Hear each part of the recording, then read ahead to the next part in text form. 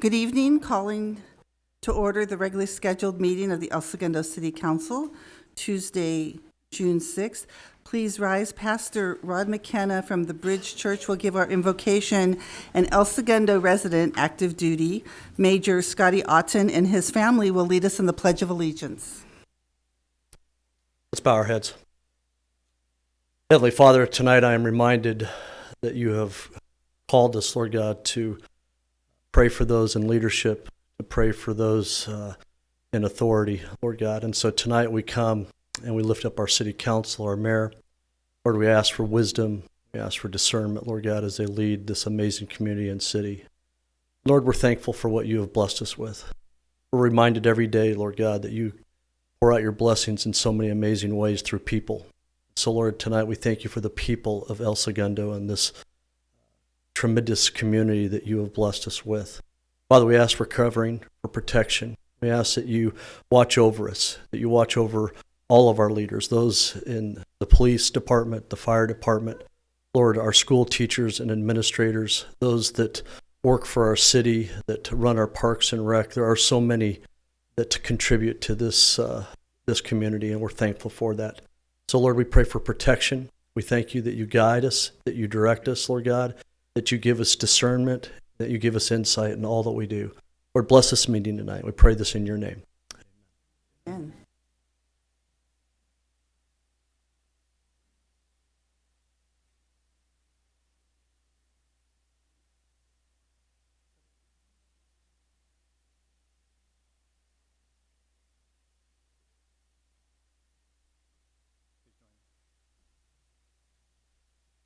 Pledge allegiance to the flag of the United States of America and to the republic for which it stands, one nation, under God, indivisible, with liberty and justice for all. Thank you, Major. So this evening is a special evening. We have a proclamation, a very special proclamation that I'm honored to give on behalf of our city and the council. Whereas, on June 14, 1775, the Second Continental Congress, representing the citizens of 13 American colonies, authorized the establishment of the Continental Army. And whereas the collective expression of the pursuit of personal freedom that caused the authorization and organization of the United States Army led to the adoption of the Declaration of Independence and the codification of the new nation's basic principles and values in the Constitution. And whereas for the past 242 years, the Army's central mission has been to fight and win the nation's wars, and whereas the motto of duty, honor, country is the creed by which the American soldier lives and serves, and whereas no matter what the cause, location, or magnitude of future conflicts, the nation can rely on its army to produce well-trained, well-led, and highly motivated soldiers to carry out the mission entrusted to them, and whereas many citizens of the city of El Segundo have proudly served and made the ultimate sacrifice for our nation's freedom while serving in the United States Army and other branches of our nation's military. Now, therefore, the mayor and members of the city council do hereby recognize the historic significance of the 242nd anniversary of the United States Army and express our deepest appreciation for all who have served in it for 242 years of dedicated service. And this evening, accepting this proclamation is Sergeant First Class Stephen Navarrete and Staff Sergeant Brett Williams. Gentlemen.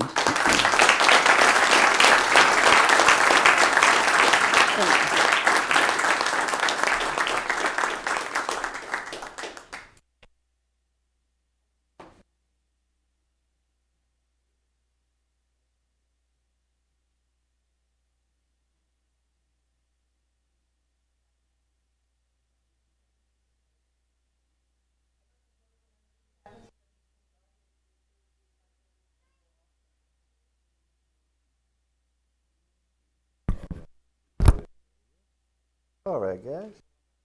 Oh,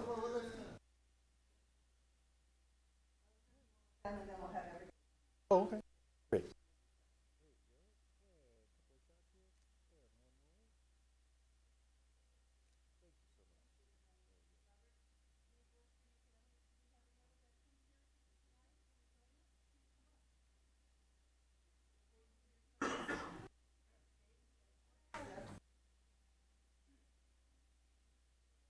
You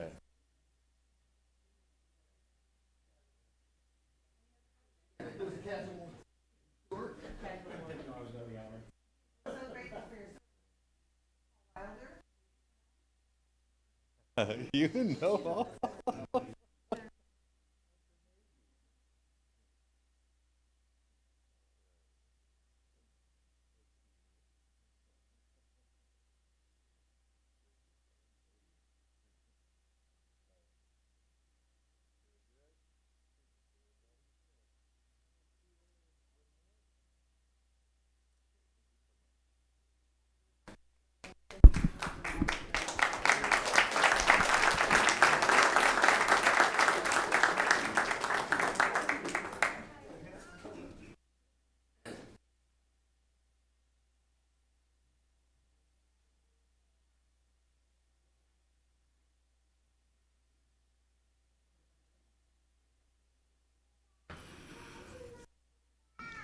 Ladies and gentlemen, distinguished guests, friends, welcome. And as we gather today to celebrate our Army's birthday, our 242nd, we find it fitting that we share this day with another observance across our nation, one that we learned about as school children, Flag Day. Both observances, of course, recognize the anniversary of the acts of the Second Continental Congress, the creation of an army on June 14, 1775, and the adoption of our national flag, Stars and Stripes, 2 years later. And let it be noted that the United States Army has been around longer than the country itself. That being said, happy birthday to the Army. Great, thank you. So this evening, we also observe the 73rd anniversary of D-Day. Our troops and our allies storming the shores of Normandy, France. So I thank all of them and bless them. And we are going to take a 10-minute break because the Army brought a cake so we can celebrate their birthday. We are going to go adjourn out to the lobby and celebrate and be back here in about 10 minutes. Thank you.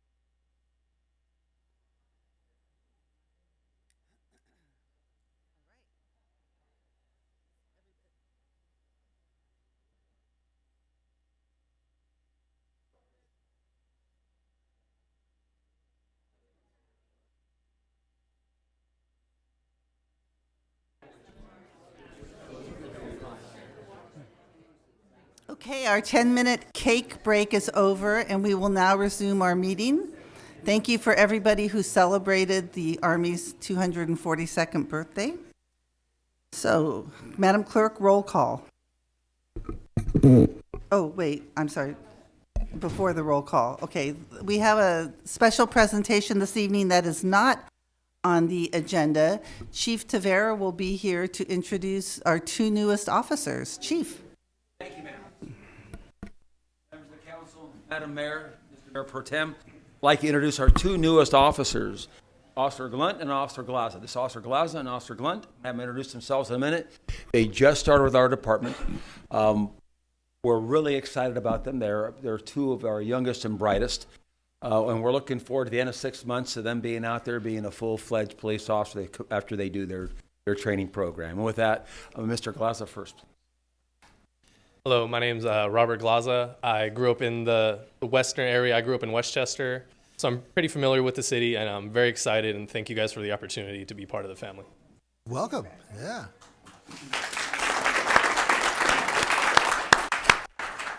Hello, my name is Jeremy Glunt. I too grew up in the area, grew up in Manhattan Beach, and I would like to thank each and every one of you for the opportunity and for allowing me to patrol this great city of El Segundo. Thank you.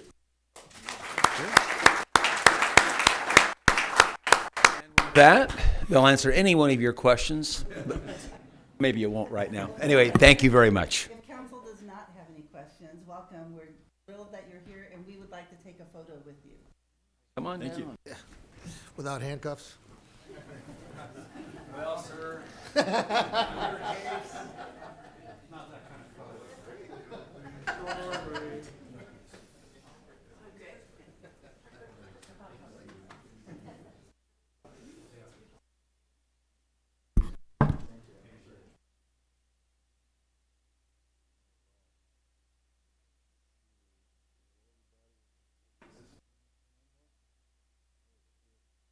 Here we go.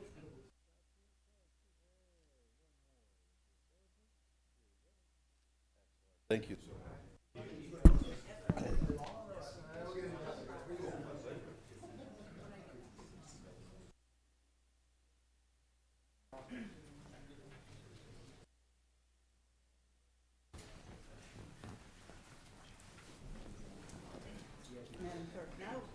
Madam Clerk, now roll call. Councilmember Perstuck. Here. Councilmember Brand. Present. Councilmember Dugan. Here. Mayor Pro Tem Boyles. Here. And Mayor Fuentes. Here. Now is the time for public communications related to city business only. Usually it's a 5-minute limit per person. How many people want to speak this evening? So keep your hands up. 1, 2, 3, 4, 5, 6, 7, 8. I think we're good. Oh, 9. I think we're good. Okay. If you're going to speak during the public hearing, then that's a separate time if you want your testimony to be documented. So if you're just speaking on the accessory dwelling unit, you would come forward now. If you're not speaking, I'm sorry. If you're here to speak about Topgolf, you would come now or anything else. Yes, anything other than accessory dwelling unit.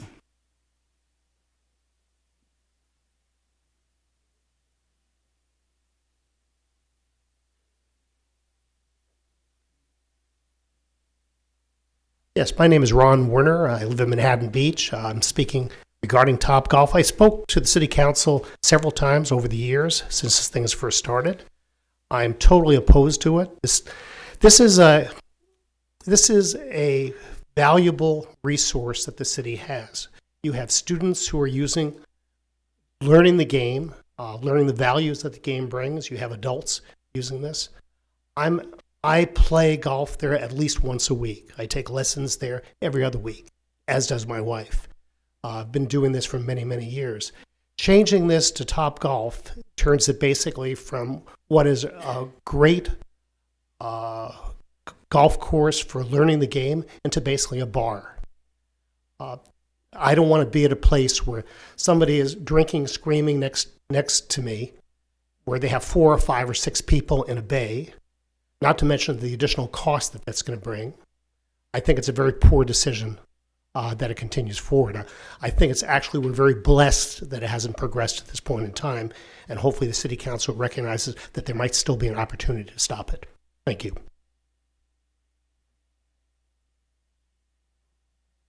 Good evening, Madam Mayor, City Council members. My name is Tom Courtney. I'm a small business owner here in El Segundo, also a resident of Manhattan Beach, a frequent user of the lakes, both on the golf course and driving range, and a strong opponent of Topgolf for the last 5 years. Speaking to the matter that's in front of you tonight, another CenterCal request for a further delay. I guess I would first ask, when is enough is enough? This has been going on for 5 years. I'm not sure what the reasoning is behind the request for additional time on the quote due diligence.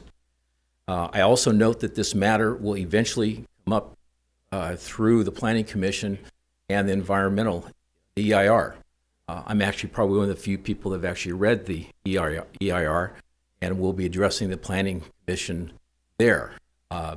Echoing exactly the comments before about the general problem I guess you have, or many people have, with the nature of Topgolf, there are problems with the EIR. In 1988, when Carl Jacobson was mayor here, Chevron donated the land to El Segundo, the land in which the golf course and the driving range is located. It was for open space and recreation. Open space and recreation. In the EIR, the planning department has created, by some bootstrap analysis, a new classification of commercial recreation.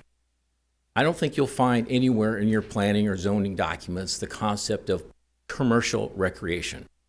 So basically what's been done is that the lakes has been split up into two pieces. One, open space for the golf course, the second, commercial recreation. And then that's the Topgolf facility. That's one problem. Second problem is it's been now 5 years. We know what Topgolf is. There's 40 or 50 of them. They're beautiful facilities. They are advertised appropriately in every city they go to as one of the largest bars in that city.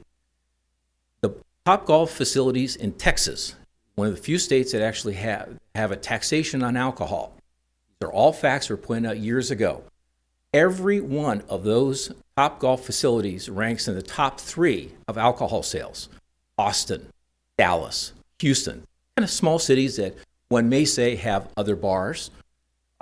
Austin, which is the facility that this is supposed to be modeled after, does about $5 to $6 million a year in alcohol sales. That's what's coming down Sepulveda. So there's no question about it. It's not the family-oriented. This is a bar. It's a 30,000 square feet of restaurant and eating space. Other issues, are there's a traffic issue that will be addressed. There's some potential environmental issues. And finally, there's the conditional use permit. I just happened to get a copy of the conditional use permit because I would ask anyone to try to find it on the website. And lo and behold, I was amazed that the hours of operation that Topgolf has asked for and the city has approved is and selling alcohol is between 9 and 2 every night. So I ask you, what other bar or restaurant in this city has been, one, awarded an hours till 2 o'clock, let alone for 7 nights a week? And even if you look at Topgolf in Austin, they don't say open till 2 o'clock. So the long and short of this, these are a lot of points that are going to be raised, I think, the Planning Commission, and this will come back to you in a month or so. But I just want to let you be aware of it. There's a lot of people, and maybe now is the time to start looking at the EIR, but I'll be back, and many others will be back in about a month. Thank you.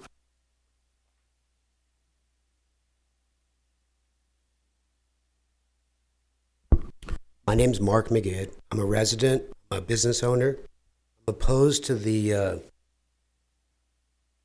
item. I think it's a sports bar.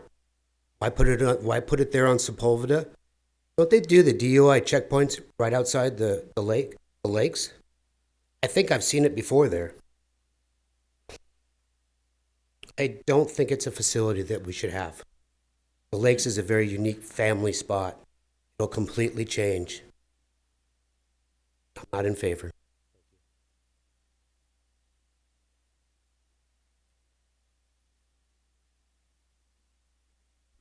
My name's Bob Kales. I'm a resident of Playa del Rey. Although I feel like a resident of El Segundo, I have played golf here this year 132 of the 138 days, so I'm here often. The last 5 years on the lakes, I've averaged 233. And I spend on average now about $180 a month on the golf course. I eat lunch here, shop probably about 80% of the time I'm here. So although I'm not a resident, I am here. The people who play the lakes, and I play sometimes in the morning, sometimes in the afternoon. I don't play. Primarily, I see seniors, and I'm asking you, please keep seniors off the streets. Let them continue to play at the lakes often. We call it senior daycare, but the other part that's there are the youth. Day camps, especially on weekends, the kids are there. There's plenty, now, having said that, going over to Topgolf, if you look at their website, and I looked at today on Alexandria, Virginia, Salt Lake City, Hillsboro, Oregon, and Westchester, Ohio. And what they, although they show a little bit of the golf, they really don't show the games. They show music, they show their bar, and they show a little bit of food. My impression of El Segundo, and I love it, I come here often. I come here during Christmas time. It reminds me of my small town in the Midwest. In Christmas time, all the houses lit up, etc. Candy Cane Lane, this is family oriented. And the other golf courses I play at, they are, you don't see the family together like you see at the lakes. So again, I'm opposed to it. I hope you reconsider and keep it the way it is.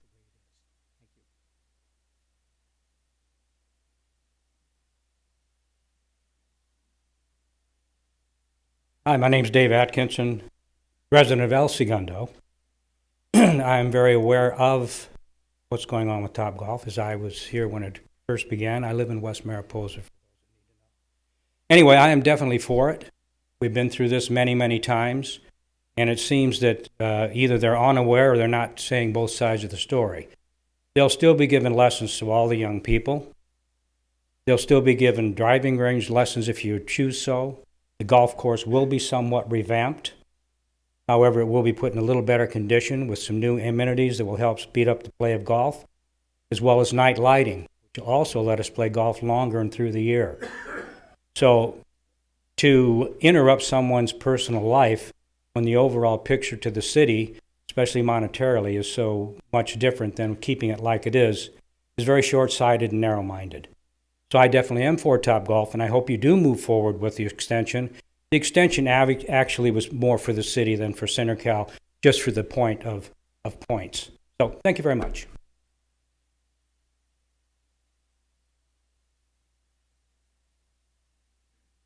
Good evening. My name is Paul Wilder. I live in Westchester. I grew up here in El Segundo, went through the schools here.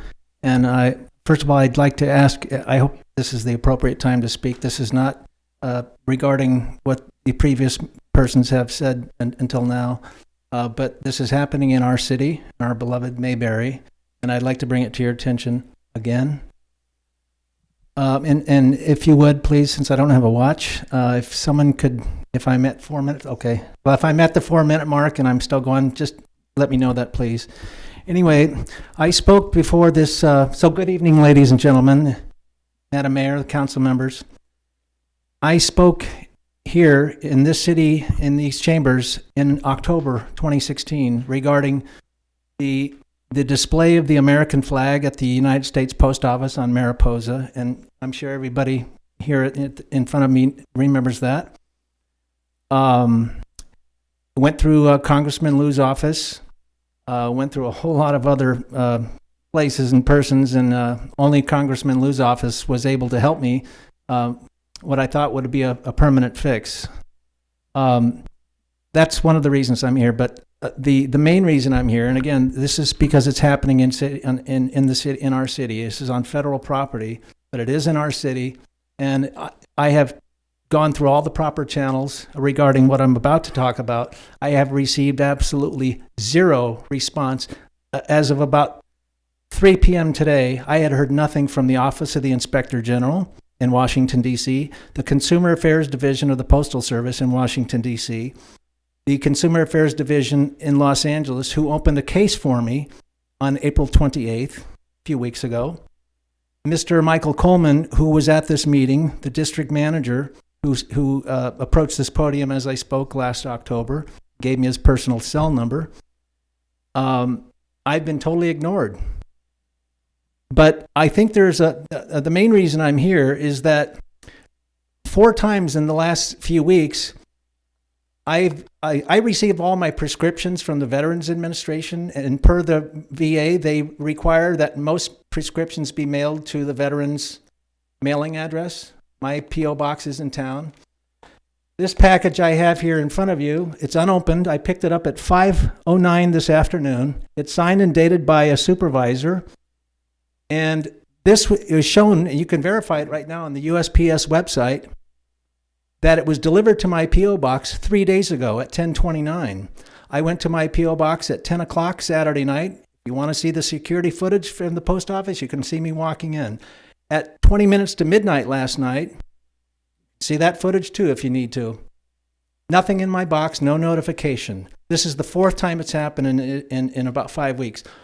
On the 28th of April, I called the VA to find out what I didn't have my prescriptions. They had mailed them 2 weeks before. I said, "Did you guys make a mistake?" "Oh no, Mr. Wilder. We delivered them, and it's confirmed through the Postal Service. You want to check online or through the touch tone system on your phone?" "Absolutely." It was delivered the 14th of April.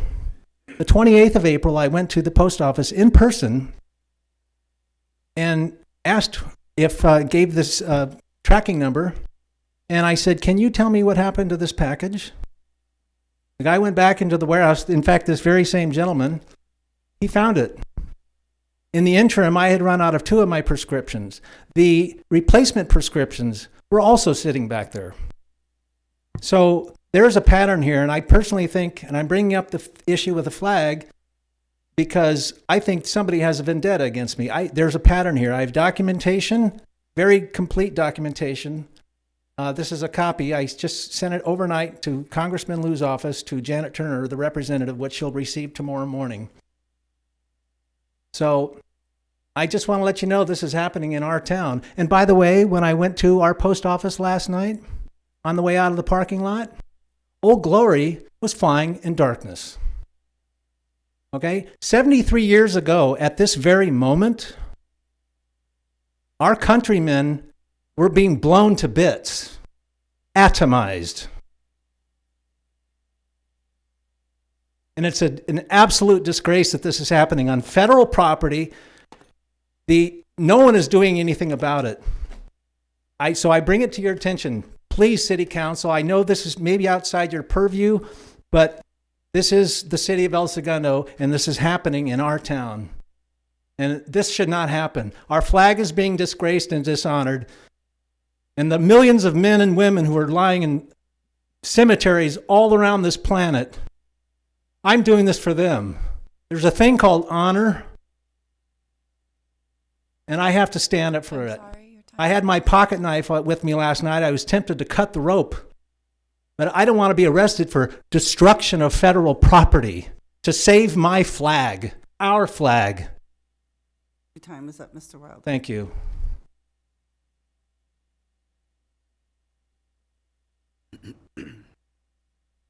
Good evening. My name is Casey Newton. I'm a business owner. My wife is a business owner, and we reside in El Segundo. I'm here to thank you. I don't know if all of you know, but we're putting together something called El Segundo Corporate Games. It's a one-day prototype event to get businesses here in El Segundo to compete against each other, to network with each other, and maybe bring a little of the community together. I've been here for off and on over 10 years, and I've seen our community change quite a bit. If you just drive down Main Street at 5 o'clock, you can see the gentrification happening. And one of the things that I want to bring on this thing called El Segundo Corporate Games is to bring some of these new businesses together and just have a good time. If it works out well, there's some other cities that are doing some pretty fun, exciting things to bring their businesses together, and hopefully we keep them around. So I presumably heard that you guys at least sponsor it from a field perspective. We're not paying for the fields that day, so that's why I'm here to thank you.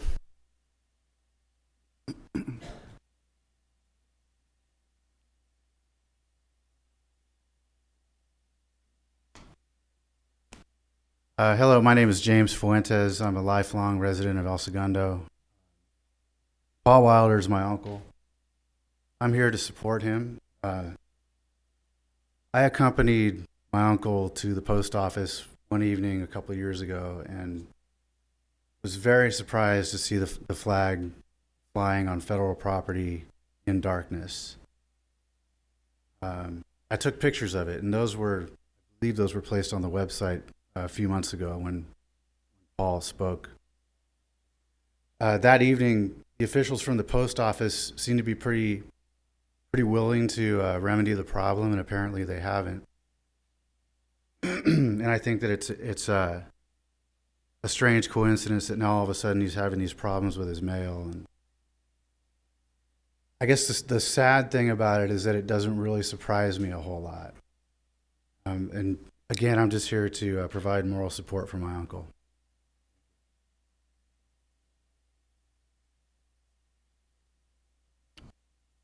Seeing no more comments, we'll close public communication. Council comments?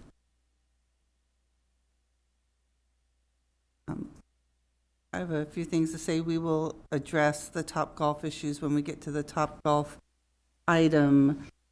Mr. Wilder and Mr. Fuentes, my cousin, we are aware of the issues with the post office, and we've worked with them before about illumination. We'll do it again. Maybe the city manager can add more, but I don't think it's a conspiracy against you for your mail delivery. El Segundo, unfortunately, doesn't receive stellar postal service. It's throughout the South Bay. I know of one person in here who for years received abysmal postal service and had his P.O. box broken into down there. So and it's unfortunate and it's inexcusable, as is not illuminating our flag. That's shameful. So we will begin our conversations again. They've been ongoing with the postal service to see what we can do about that. City manager, do you have anything to add to that? Okay. And Mr. Newton, your kickball tournament, I will pull it when we get I already have it circled to pull because there's some information that you might be interested in that for other kickball tournaments that have been held in El Segundo. So with that, procedural motions, consideration of a motion to read all ordinances and resolutions on the agenda by title only. So moved.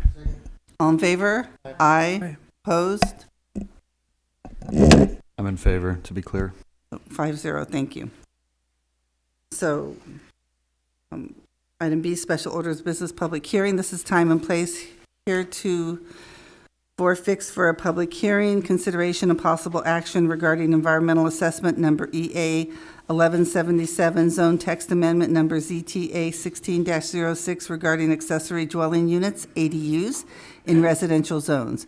Adopting this ordinance is statutory exempt from further environmental review under the California Environmental Quality Act, CEQA, and CEQA guidelines, 14 California Code of Regulations 15,000. Because it involves the adoption of an ordinance regarding the accessory dwelling units in a single-family or multifamily residential zone to implement the provisions of Government Code Section 65852.2 as set forth in Section 21080.17 of the Public Resources Code pursuant to CEQA guidelines 15282H. The applicant is the City of El Segundo and fiscal impact was none. City Clerk, was proper notice of a hearing given in a timely manner? Yes, it was. And has any written communication been received regarding this public hearing? Yes, public communication was received. Thank you. The public hearing is now open. City Manager, who will make the presentation? Mayor, council members, Greg McLean, our planning manager, will make this presentation. And just by way of background, this is a staff-initiated request in response to changes in state law. Staff worked closely with the Planning Commission. Planning Commission has made recommendations to the council tonight, and Mr. McLean will go through those along with the background. Thank you, and good evening, Mayor and City Council. We're here today to talk about the accessory dwelling units. First of all, I'd like to give a brief background on current city regulations that come from ordinance that was adopted in 2005. And this is a very, very high-level overview. I'm not going to get into the weeds here, but currently ADUs, accessory dwelling units, are allowed in certain R1 lots, subject to very strict locational limitations. And in a nutshell, that is when they're adjacent to certain commercial and higher density residential zones. So altogether, only 35 lots were qualified to do this out of the 2,537 R1 lots in the city. And that came into effect in 2005 and was the status quo until the beginning of this year. Also, the ordinance, as it currently stands, requires a two-car garage for the ADU. So that's in addition to and on top of what's required for the main house. Now, the current state of the law from the state of California underwent some important revisions that went into effect on January 1st. One, we are now mandated to approve ADUs on any R1 lot if the ADU is within an existing structure. And this is something that's a little bit optional, but the state upper limit is 1,200 square feet and up to 49%, whichever is less if it's in the main house. The law continues to allow certain restrictions when it involves new construction. Unfortunately, it effectively prohibits us from requiring any parking for the ADU, but the law is also ambiguous with respect to certain key details, and we'll get into that in a little bit. And this is for clarity for the public's knowledge. The ADUs may be rented, and they're not restricted to family occupancy. So these are essentially rental units being put into the R1 zone. So the state law overrides the local ordinances, and we're all required to adopt amendments to bring it into conformity with the current state law. And this is statewide. All cities are undergoing this. One thing is that ADU eligibility is now expanded to all 2,537 R1 lots, at least with respect to conversion of a portion of their house. Okay. As I mentioned, the parking requirements are out of our hands now. There is no requirement for the ADU. And again, still some local controls are allowed for new construction. So the Planning Commission has taken this up and has held 4 public hearings so far. Meeting notices, we went a little bit above and beyond what was required by law. We had notices in the Herald. We also put notices on the website, city newsletter, on Facebook, and also sent messages by Nixle for those who subscribe to that. About 20 members of the public came to the 4 hearings. Overwhelming public support for the least restrictive ordinance possible. There was no opposition expressed at any of the hearings, or no advocacy for taking the hard line. So in addition to the bare minimum legal requirements, the Planning Commission has a few recommendations that they've passed on. I'll go into those in a little bit. One, obviously follow the state for conversion of existing structures. They're not asking for us to deviate from state law there. As we interpret it, that prohibits garage conversions. Number 2, they have suggested that we require the owner of the property to reside in either the main house or the ADU. And I'll go over each of these in a little bit more detail. They also suggested we expand the ADUs to certain R2 lots, and it's a very limited number, and we'll talk about that. permit the ADUs connected to detached garages. This was the overwhelming preference of the public that testified.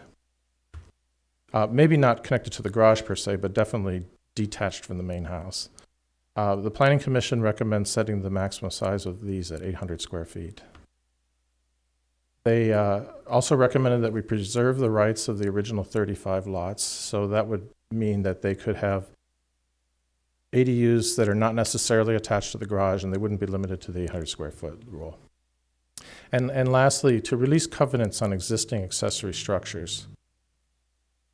I'll get into all of those in a little detail here. So the bare legal minimum is based on pending legislation. We have determined that it does not include garages, accessory structures built prior to 2017, and single-family homes would be permitted to convert the interior space that's existing up to the limit of 1,200 square feet or 49%, whichever comes first. And we would not be requiring parking. So that's the bare minimum, legal minimum. Item number 2, or the first of the Planning Commission's recommendations, was owner occupancy. They strongly agree that the owner should reside on the property. And the reasons they gave were that resident owners are more sensitive to neighborhood concerns, and also they pick better tenants. They're more careful, let's say, because they have to live next to the tenant, as opposed to someone who lives out of town and owns these units. And they wanted us to require a covenant to make the owner aware of this, and if the property ever changes hands, the new owner would become aware of it as well at the time when they're signing all those papers. Number 3 is expand to some R2 lots. R2 lots that are under 4,000 square feet currently are limited to a single unit. The Planning Commission noted that many of these are actually in the same neighborhoods or on the same street with R1 lots. And they saw a situation where the R2 lot would have an effective density that was lower than the R1 lots. And they thought that was reasonable to say, okay, if you have one of these small R2 lots, you should be allowed to have an ADU as well. There are, I think about 40 of those, maybe 63 of those lots in the entire city. So it's not a giant impact. On the issue of detached garages, public testimony very much supported detached ADUs as opposed to those that are inside or attached to the house. And many of these, well, let me explain what the Planning Commission recommended. The Planning Commission recommended that we allow ADUs that are attached to a detached garage. So in other words, if you have a standalone garage and you wanted to do an ADU that was attached to that garage, that would be okay, not necessarily required to be attached to the house. And there's 3 ways you could do that. You could build above the garage, you could build behind the garage attached to it, or adjacent to the garage on the side and attached to it if you have the room. So in all of these cases, well, not all of them, but many of these cases, new garages will result, especially if you're building above the garage. You may find it's just easier to demolish the old garage and then build above it. This could also lead to an increase in garage parking. If you have a 2-car garage now and you want to put an 800 square foot unit above, a 3-car garage is your solution. So that's kind of a bonus. The maximum size the Planning Commission suggested was 800 square feet. As to preserving the rights of the original 35, there's still about 23 of them that do not have an ADU. The others have built their ADUs over the years. The Commission recommended that these lots be permitted to build to the old standards. So as I said, that would be not necessarily attached to the garage, and it could be over 800 square feet. Releasing the covenants. This one's a bit tricky. New accessory structures that have been built since 2006 have been required to record covenants that prohibit residential use of the accessory structure. So if you wanted to have an office or a rumpus room or something, you would have a signed document that would state that you'll never allow residential use in that. The Planning Commission recognized that there's 156 of these covenants with the city, but we don't know how many were built before that. Our computer system for checking building permits didn't exist at the time, and it would be nearly impossible for us to actually figure out how many of these are out there. So given that there's possibly even more than 156 that don't have covenants who would be allowed to convert, they said, let's just level the playing field, and the Commission recommended that on a case-by-case basis, when an owner of one of these ADUs with a covenant comes forward, we should relinquish the covenant. And then under their recommendation, there'd be a new covenant saying they have to live on the property. So these are your options. One is you could introduce the ordinance tonight with all of the Planning Commission recommendations.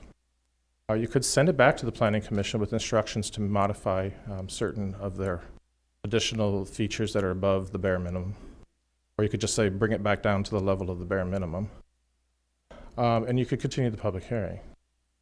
So I'm going to end with this slide, which is the summary of the 6 recommendations from the Planning Commission.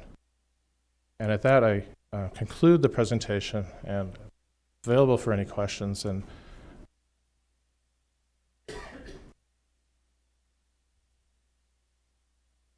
any questions for Greg? Well, we will, but before we start that, anything? I got a couple if we're gonna. First of all, full disclosure, I own an R2 lot, but I'm just outside of the roughly 35 or whatever that we've already discussed.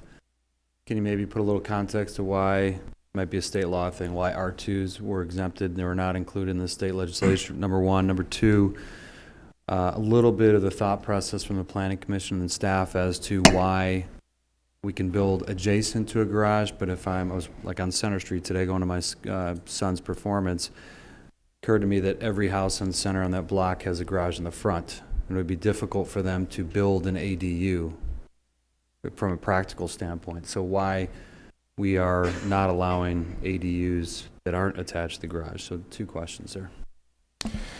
why not R2? Well, the state law is very specifically written that says that we must allow these in single-family residential zones. And in the city of El Segundo, the only qualifying zone is R1. R2 is an option. The state does not preclude us from going to R2 or even R3 and R4. However, it does state that these can only be built on lots that are developed with a single-family home. So you probably aren't going to find R3 and R4 lots that have a single-family home. There are some, but not many. So R2 is an option. And in the interest of not throwing the barn door wide open, staff went in with a recommendation that let's just do R1. And the Planning Commission on their initiative wanted to open this up to R2, just for the reason that I explained, so that we don't have a disparity where you have a higher density in R1. And then as for why not ADUs that are not attached to a garage but detached from the house, so entirely detached, same reason. We're looking for ways to keep these somewhat under control and not as I said, throw open the barn doors and let everybody do anything. You can always come back later and liberalize an ordinance that you've adopted. It's very hard to add additional controls after you've adopted one. So our go-to response initially is to take a little bit more conservative approach, and then if it proves not to be a problem in the future, then we can come back and make amendments. That's the reason why it started that way. It's certainly an option, though.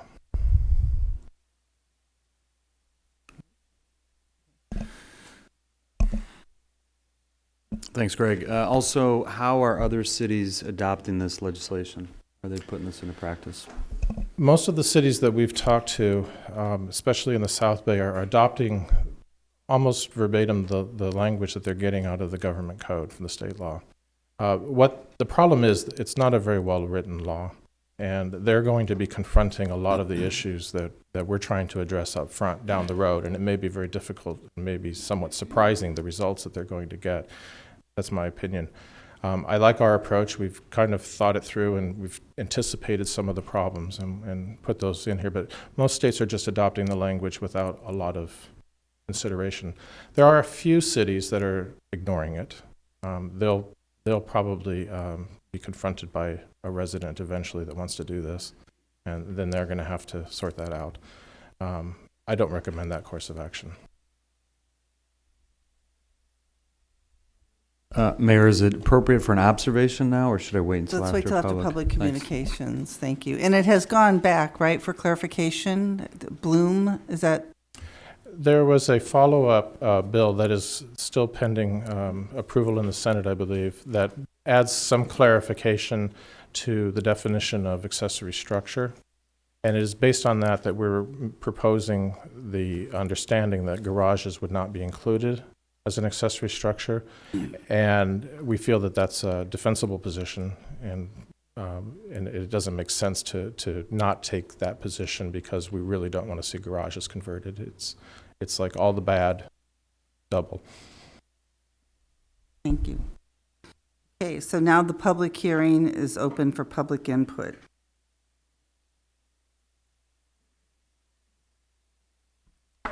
My name is Maxine Walsh-Laban, and I live on the 700 block of Bungalow. We have a family member who is in assisted living about an hour and a half on a good day from here, and it is $7,300 a month. And even with long-term insurance, it's not enough. This accessory dwelling would save time, money, and it would allow us to take care of the family member. You're all going to get to that point someday, and it's time we just accept it. It's been a law for a long time. There's no problem with building over a garage. People don't even park in their garages as it is, even if they don't have this dwelling. It is time we became family friendly, which allows us to keep our family members with us, not just business friendly. Thank you.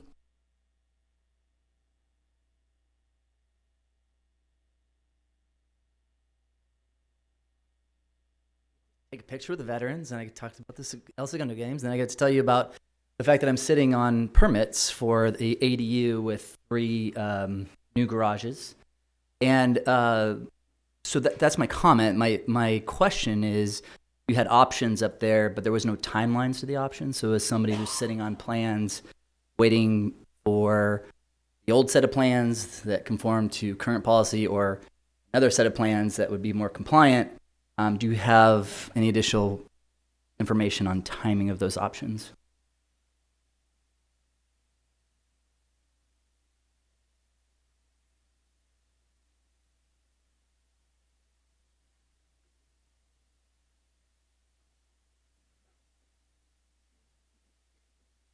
My name is Herbert Walsh-Laban.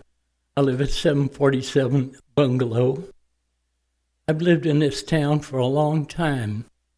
Many times I thought of adding a unit over my garage, but I was consistently denied by the city. The city has always fought any kind of additional housing in the town. The current state law really is based on the premise that's set forth in the government code.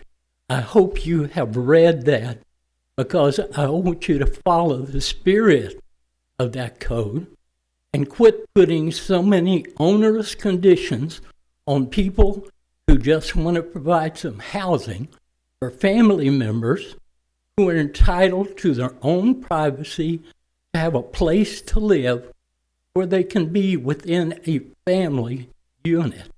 Like my wife mentioned, assisted living is not cheap. The person she was talking about lives in a very nice resort facility and hates it because she is not near family. So let's try to make El Segundo a resident-friendly community. Thank you.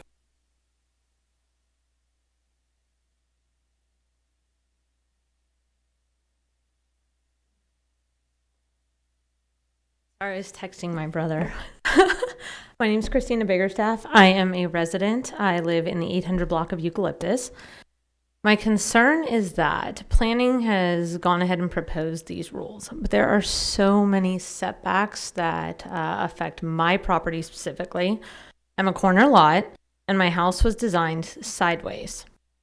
So the setbacks that apply to my house consider the side of my house, the rear of my house. My garage is built on 0 setback.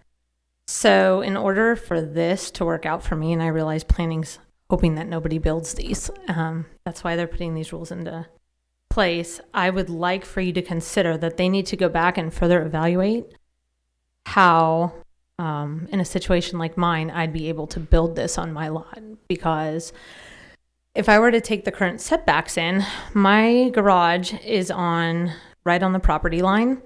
The second story can be added, but it would have to come with a 10-foot setback. So essentially my 18 by 18 garage would have a 10 by 18 structure above it.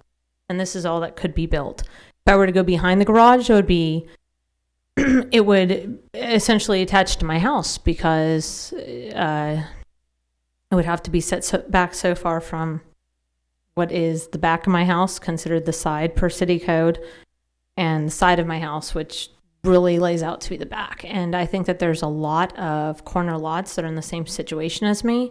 It affects the parking. The way my garage was built, I'm not set back far enough, and there's another house next to mine. So there's a lot of things that I think planning needs to go back and reconsider before you guys vote to just put things in place now. I think that they have more to think about.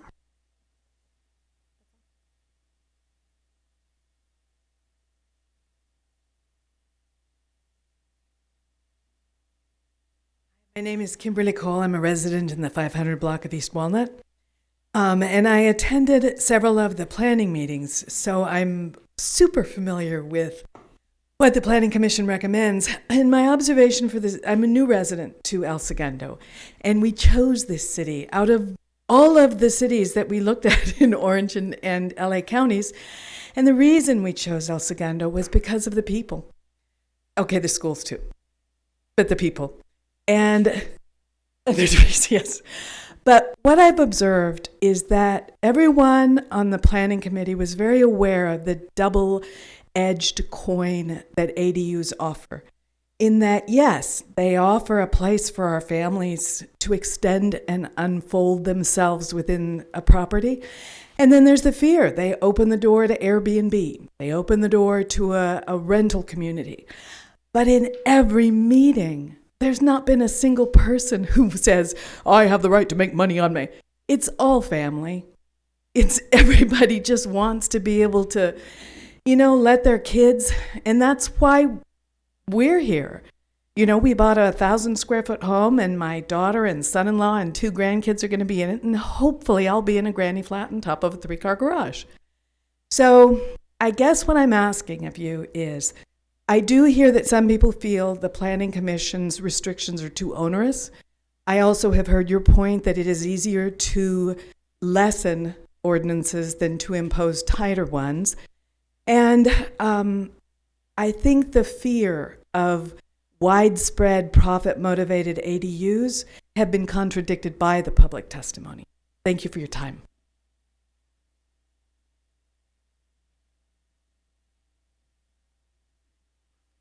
Madam Mayor, City Council, Dave Atkinson, 727 West Mariposa, 40-year plus resident. I actually brought in the legislation, the amended copy showing what they've taken out and what they've added, but it would take me too long to read it in my less than 5 minutes. So I'm here tonight speaking on the legislation about the auxiliary units, and I have this legend with me. As I already said, I attended the last planning meeting about the ADU legislation. I made some suggestions, mostly concerning the omission of the detached ADUs. I have a problem with attaching it to an existing dwelling. What's the difference between that and doing an addition? Oh, I don't get that part. So, and as they were only included to attach, so I asked them 400 feet for the garage and 800 foot for the dwelling, when the law says it's 1,200 square feet, and garages don't count. Attics and basements do.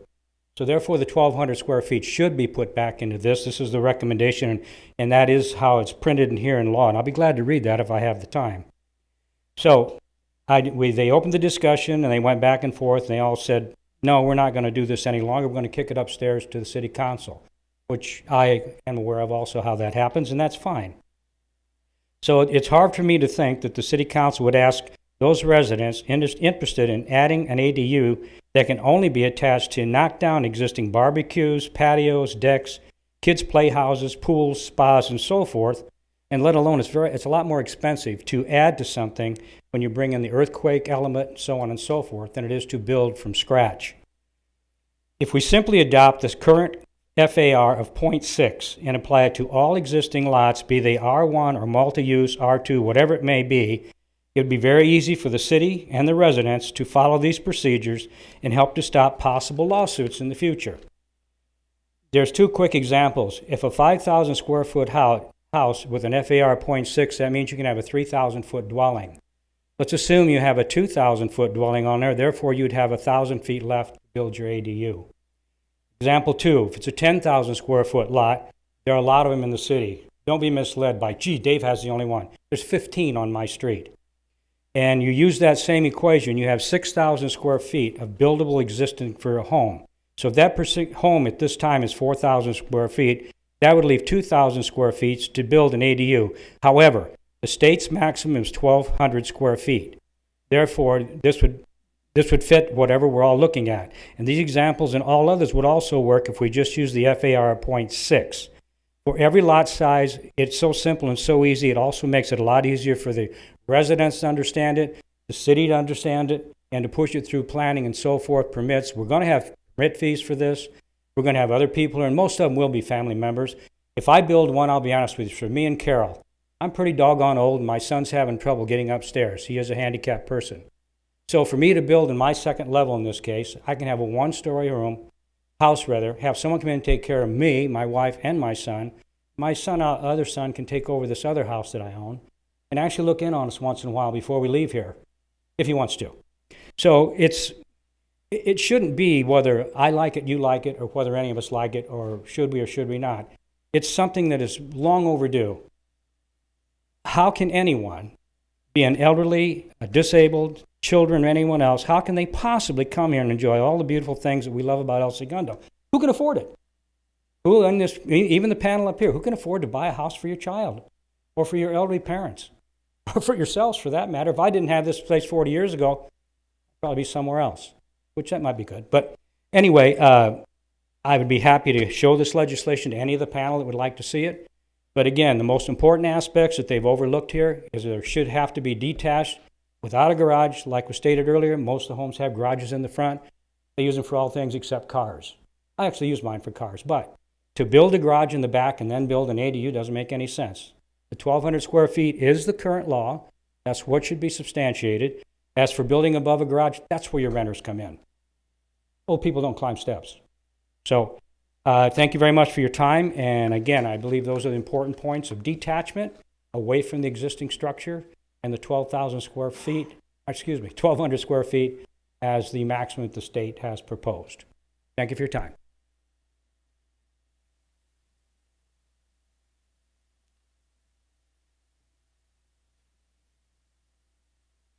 Good evening.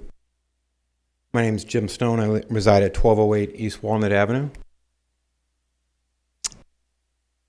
Honorable Mayor and City Council, Greg, thank you. I've been to many planning commissions and meetings, and I have spoken at those as well. Most of the things that I wanted to say were actually already covered today, and now that Mr. Atkinson just shared, I'm pretty much all done. But I too have an elderly parent that lives with me. We planned on having him reside in an ADU attached to our garage, but my plans have been in limbo for the last 6 months, including a lot of things in storage I've been paying for a while. So I'm encouraging you guys to expedite the process as soon as possible for personal reasons. But my big question is, and I do endorse what has been recommended. The only thing I wanted to add to that was the 1,200 square feet as well. Not that I want to particularly have 1,200 square feet. My plans call for 900, but the reason is that can it be done by something as simple as your lot size? We use that for other metrics, and that's what I would want to see as well. If I have 11,000 plus square feet lot size, it doesn't come close to meeting the maximum of what's already on the 0.6, and if we were able to adopt something like that towards the 1,200 square feet and increase it the 800, that's what I wanted to add. Thank you. Okay. Seeing no more communication, do I have a motion to close the public hearing? So moved. Second. All in favor? Aye. Opposed, 5-0. Thank you. Time for council discussion. I got questions for staff. The setback comments that Mrs. Biggerstaff talked about, can you enlighten us on how those might apply to this?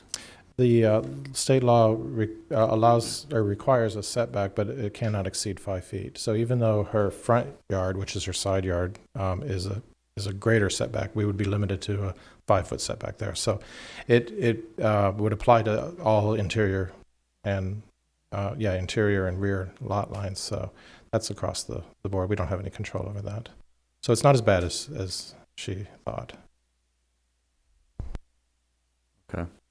The FAR calculation that was suggested, was that contemplated by the Planning Commission? Well, the accessory dwelling units are still counted as part of the FAR. So to the extent that you get an ADU and build it, it's coming out of your total FAR, and you can't build your house to the maximum size anymore. Yes, it was discussed. If I may, I can address the 1,200 square foot limit. The state law does indeed impose that for conversions. It does not impose that for new construction. The law, as I said, was poorly constructed. There are 2 parts, and you have to read both parts. The old part allows us to put reasonable restrictions. The new part says you can't make them unreasonably small, so that you can't build an accessory, and then you don't require them over 1,200. So we're in compliance with the government code on that issue.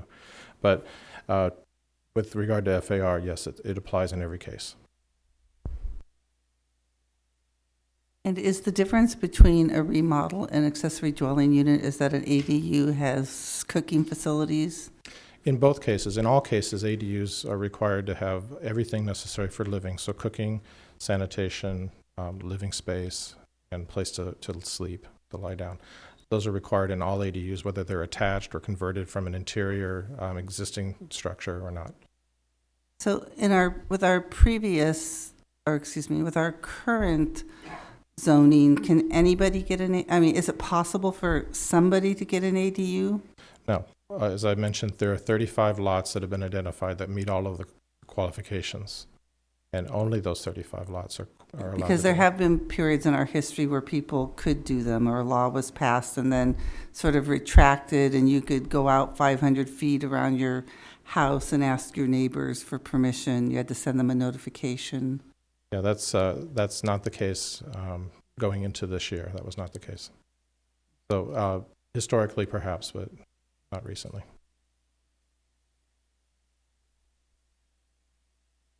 So I do hear from people who aren't in favor. They may not have come to the meetings because they are afraid to speak up in public. And I certainly sympathize with wanting to have people with your family live with you. I was fortunate that my mother came and lived with me for 1.5 years before she died. I was fortunate to have her die right in my home. There's a lot more to this. I know that if it's your property, it increases the value of your property. But if you bought an R1 home, it doesn't necessarily increase the value of your neighbor's property. If your neighbors paid top dollar for an R1 piece of property, theirs could be devalued because there's more people on the block. And the one thing we haven't talked about is the increase to services in the town. So these buildings would be assessed on the basis of the current property tax. Then it would just be the percentage that's increased by the county. And so there'll be, I know not all 2,500 people are going to build on their lots, but we would be increasing the number of people for public safety and for public works and all the other services that we provide, but the taxes aren't going to increase for another family to move in. So, it's the state law. Again, I think it's the overreaching arm of the state law, and I think the state legislature ought to think about cities when they take care of our state's problems, which they don't do a very good job of. So I just think there's more impact to the city than we've discussed. Not to mention parking, without requirements for parking. All right, Carol, you want to say something? Or? Yeah, I think that Couple things. One is I do believe it'll increase property value for R1s. I think we need to look at R2s as well, because I think they're at a significant disadvantage from a valuation per square foot perspective. I think I know what we hear from the business community, remember that 90% plus of this town's revenue comes from the business community, is that there is a housing shortage. There is an employee shortage. Unemployment is the lowest it's been historically in a long, long time, probably ever. The more residents will increase our sales tax. The parking I look at as an issue that we can deal with in different ways. As you've heard me say before, I think longer term autonomous vehicles and other things will reduce the amount of car ownership. It's already happening. But in the short term, we can address parking by other ways. And I have a father who's ill, chronic leukemia. He lives in Escondido. I'm fortunate enough that I have an R2. I bought an R2 for the purpose of giving my mother-in-law a place to live behind us on the property. Other people do not have that luxury. And I think it is the spirit of the state law, which I heard addressed several times, is to address this more strategic concern of a housing shortage. And the largest group of population, the baby boomer generation, is aging. By the way, they also have the largest share of wealth, the most wealth this generation has ever had. And so I think having people like that in our town will actually boost our economic situation. So I'm in favor of it, and I think it shifts, it gives more flexibility and freedom to the property owner, which I favor.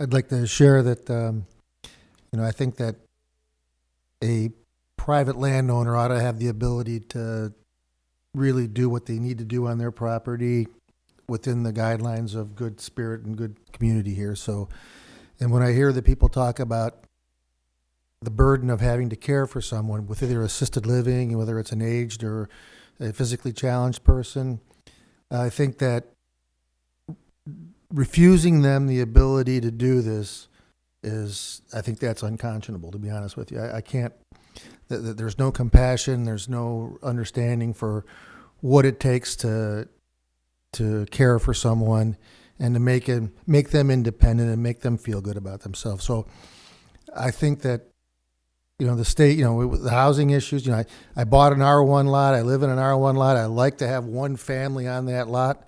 I like that concept.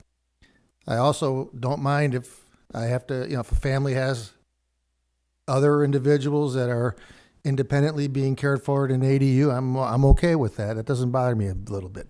Rental units bother me a little bit on an R1 lot. I'll be honest with you.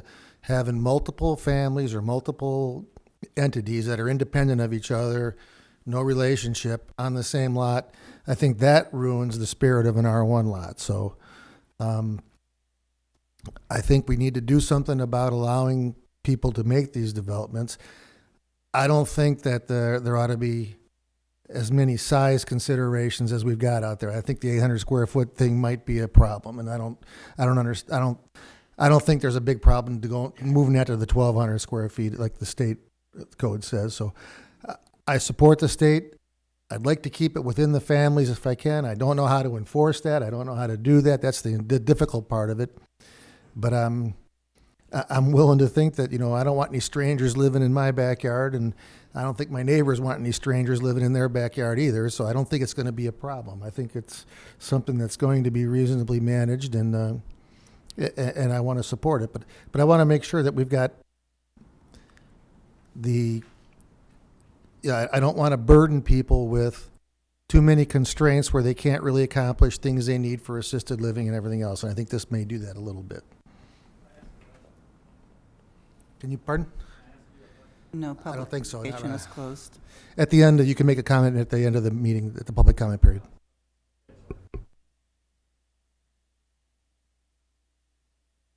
How many lots, roughly, we had to guess, have a garage on the front of the property at a disadvantage with this current proposal? Probably be half. It's all the homes without an alley, basically, right? More or less. Mm-hmm. Basically, the alleys are in the center of the city and a little bit on the west side, but most of the east side of the city there are no alleys. I would just guess 30% of the homes have an alley. So the vast majority of the properties are not able to even do anything, practically. Well, they all have the option of converting some of their house, yeah. Or their backyard. They could build a separate, they could have a separate structure in their backyard. And then, wasn't there some requirements as far as access to these accessory dwellings? Yeah, one of the additional requirements from the state law is that all of them have to have independent access to the outside. We've asked for the condition, and the Planning Commission supported that when it's a part of the main house, that the door should be on the side or the rear, so that it doesn't look like a duplex, but they will have independent access. And there was one other thing that I wanted to mention, going back to the Mayor Pro Tem's point. There are also a fair number of properties that are developed with a garage in the back where there's a driveway down the side leading to the front. So it's not quite as dire as 30%.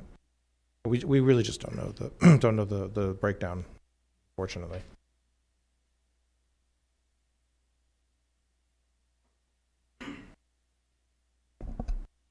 Thank you, Mayor. I'm a proponent of aging in place, which is something that most Americans desire to do. That is to grow older in their own home. That's why I support the village movement in the United States and work most closely with the village centered in Westchester. We don't have any assisted living facilities in El Segundo, and if we did, they're very, very expensive. So anything that we can do to support our families, to meet the needs of aging parents and relatives, I'm for. I'm also for detached ADUs, which I know is not in the recommendation here, but I think it should be. Thank you.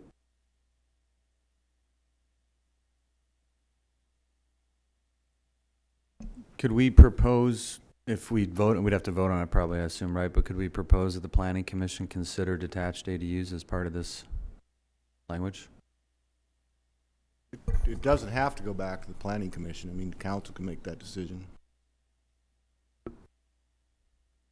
And what was the primary reason for not including detached ADUs in the discussions with the Planning Commission? I think the primary reason that they didn't do that is because they were looking for opportunities that they wanted to allow the detached, but they didn't want to allow every option, just simply for the basis of trying to keep things under control, because effectively this changes the character of R1 to R2, and they thought some form of controls would be necessary, but they did give in respect to attaching them to a garage. So in a sense, they've already kind of given ground there, and it is a logical next step to just not require the attachments, if that's the will of the council. The Planning Commission wasn't quite prepared to go that far, though.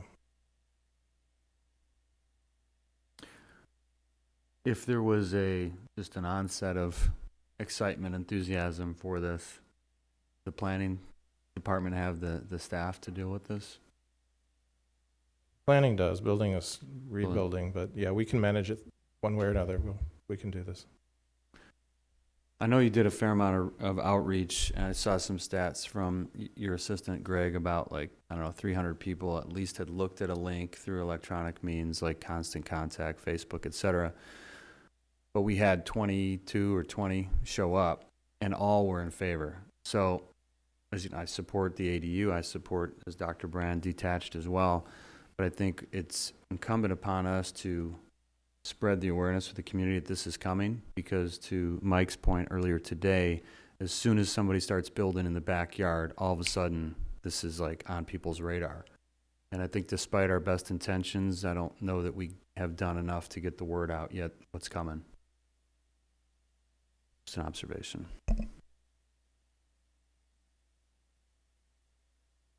Well, I agree that it will change El Segundo. It will make R1s R2s, and it will be a different city when that happens. So, and I certainly have compassion for people who want their family members home with them, but I see it becoming a different city.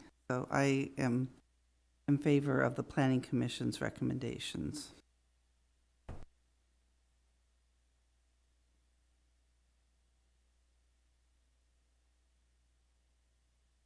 I'm also going to be in favor of the Planning Commission's recommendations.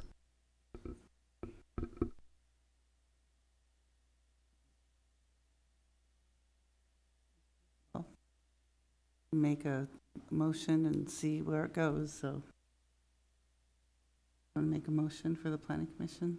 Sure. I'll make a motion to approve the Planning Commission's recommendation for the R1 for the ADUs. And I will second. All in favor? Wait, Mark, Aye. can you read it by?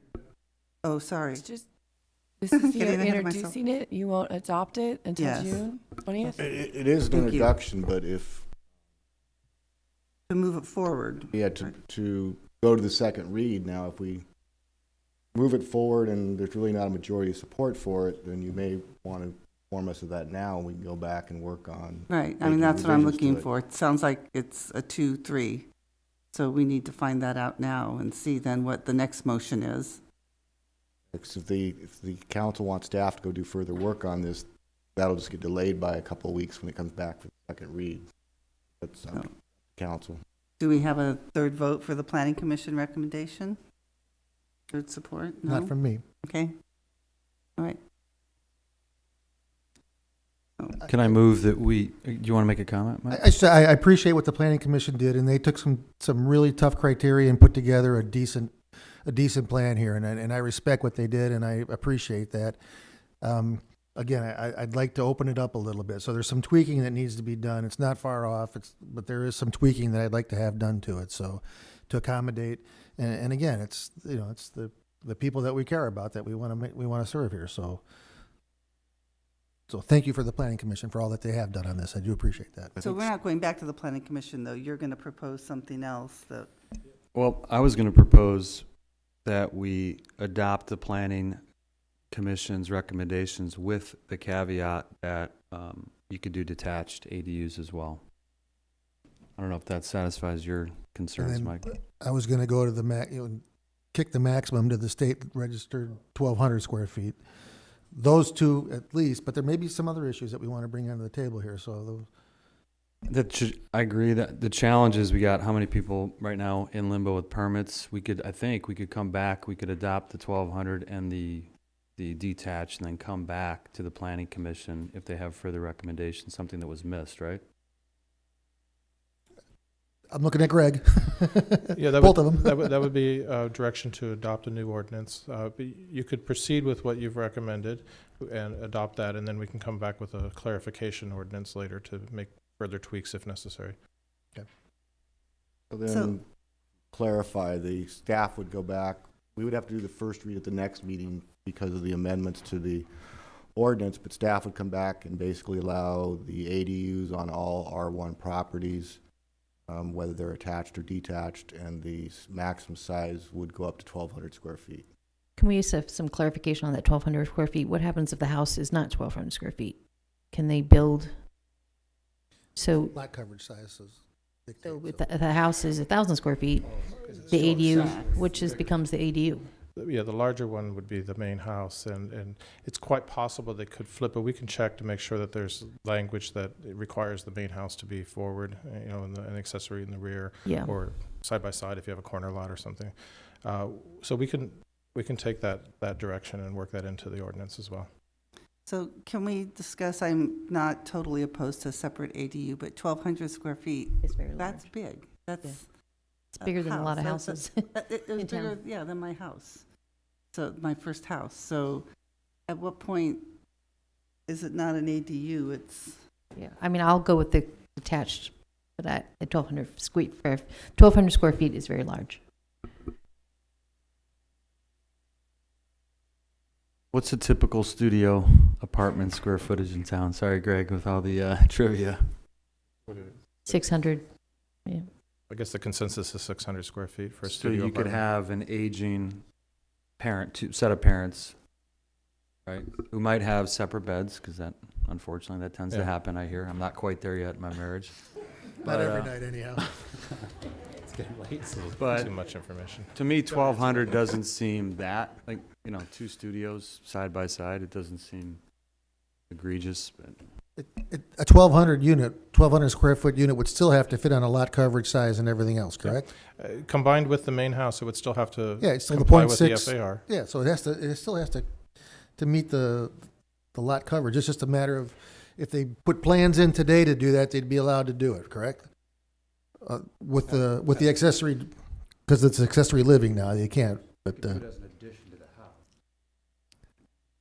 we're saying detach it though, so I could put in the plans today. I mean, it's, And aren't there a bunch of cities, maybe I have this wrong, but Greg, I heard that a bunch of cities were actually adopting garage conversion as well. I'm not suggesting we go down that path, but isn't... Yeah, most of the cities that we talk to just accept that, because in December, the Department of Housing and Community Development put out a notice, or it was actually a large brochure, where they said that their understanding was that garages were included.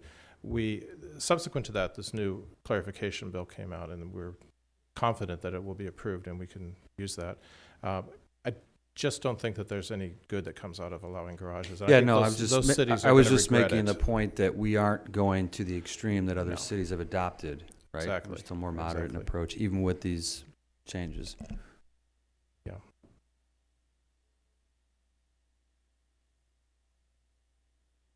So your motion? Yeah, I'll move that we accept the planning commission recommendations with up to 1,200 square feet for the ADU and also allowing detached ADUs. So staff Second. will amend the, I'm sorry, go ahead.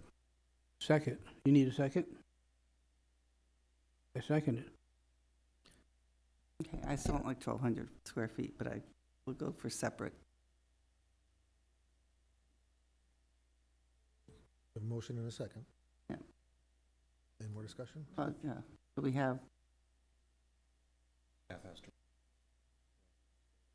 come back to us and then Staff we'll introduce direction it again. is, like I said, is we'll amend staff will amend the ordinance to provide for ADUs to be allowed detached or attached to be allowed on all lots, and maximum size to be 1,200 square feet. Thank you. Do you have enough, Greg, to go forward? We do. Okay. Thank you, Greg. Thank you. Okay. No. The official vote will be in 2 weeks. Right, it'll be reintroduced with the new separate accessory dwelling unit and the increased square footage. That's not how it works. This is a public hearing. We'll come back. Yeah, we don't have we don't have the ordinance. Greg, can you, And I mean, then can we just get the city attorney? We have a motion and a second on the floor. Let me right now. explain. The council. Procedurally, are we off base or what? No. Okay. Normally what we do is we just introduce an ordinance, but the majority of the council doesn't like this ordinance or doesn't want to support it. We have to go back and make amendments to this ordinance and bring it back. So we have direction, the majority of you said, you want this ordinance amended, as I stated, to allow either detached or attached dwelling units, accessory dwelling units on all properties. They can be up to 1,200 square feet, and we will bring back in 2 weeks an ordinance to be introduced that has those provisions in it. There's really nothing to be voted on. You've given us direction. I think to lay out a timeline, if I understand it, Mark, this will come back revised at the council's July 20th meeting, assuming the council likes those revisions. June 20th. June 20th. You'll then introduce the revised ordinance on June 20th, and you'll vote on it on your second meeting after that, which is July 5th, if council has a July 5th meeting. I thought it was July 18th. I thought the 4th was on a Tuesday. Yeah, but unless you cancel the meeting, it would revert to the following day.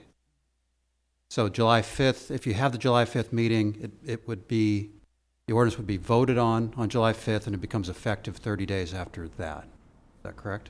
Correct. So August 5th, it would become city law.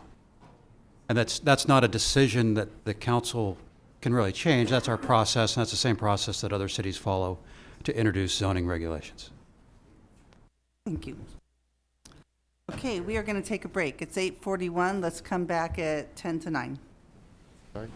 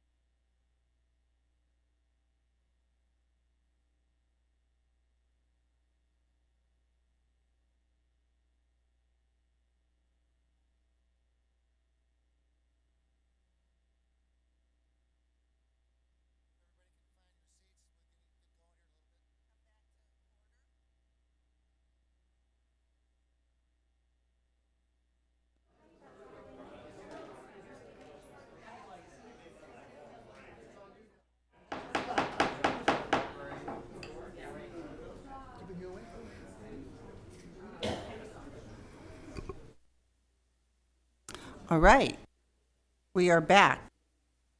Item C, unfinished business. Consideration and possible action to approve amendment number 2 to the lease with CenterCal regarding use of the city's driving range as a Topgolf facility. The purpose of the amendment is to extend some of the due diligence and performance deadlines that must be completed before CenterCal's leasehold interest takes effect.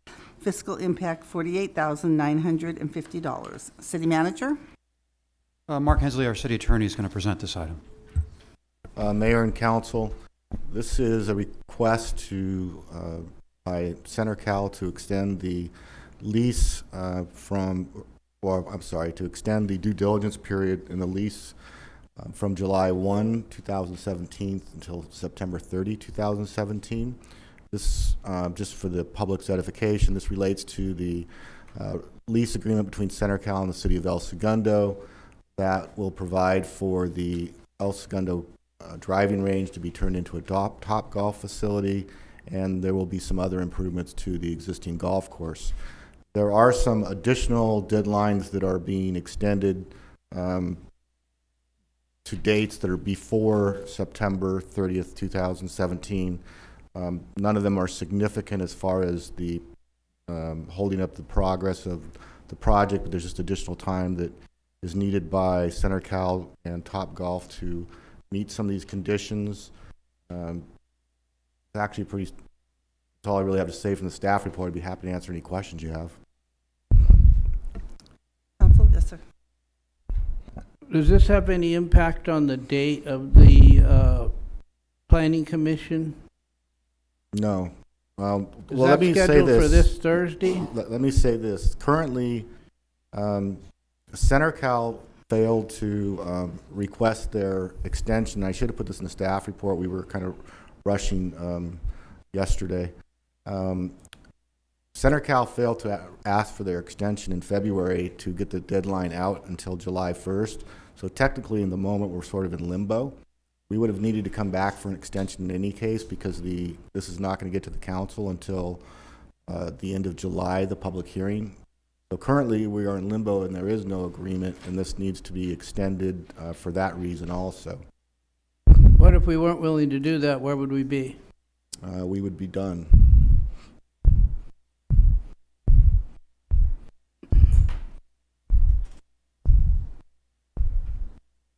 Any other comments? Thank you, sir. That's the first I've heard that CenterCal failed to request the extension. Was it just an oversight, or was it? They approximately 2 weeks ago, sent a request is when it was realized they had not. It was a simple letter they needed to provide us before February 1, and they didn't do it.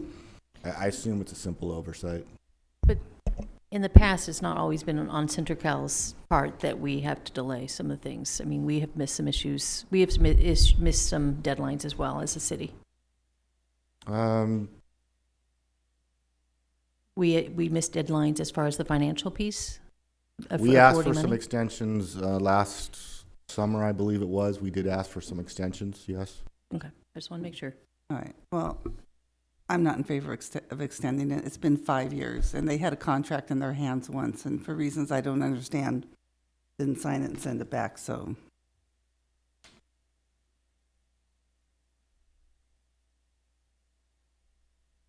Yes, Dr. Brown? So, I shared with you the the Topgolf facility. The only one in California is in Roseville.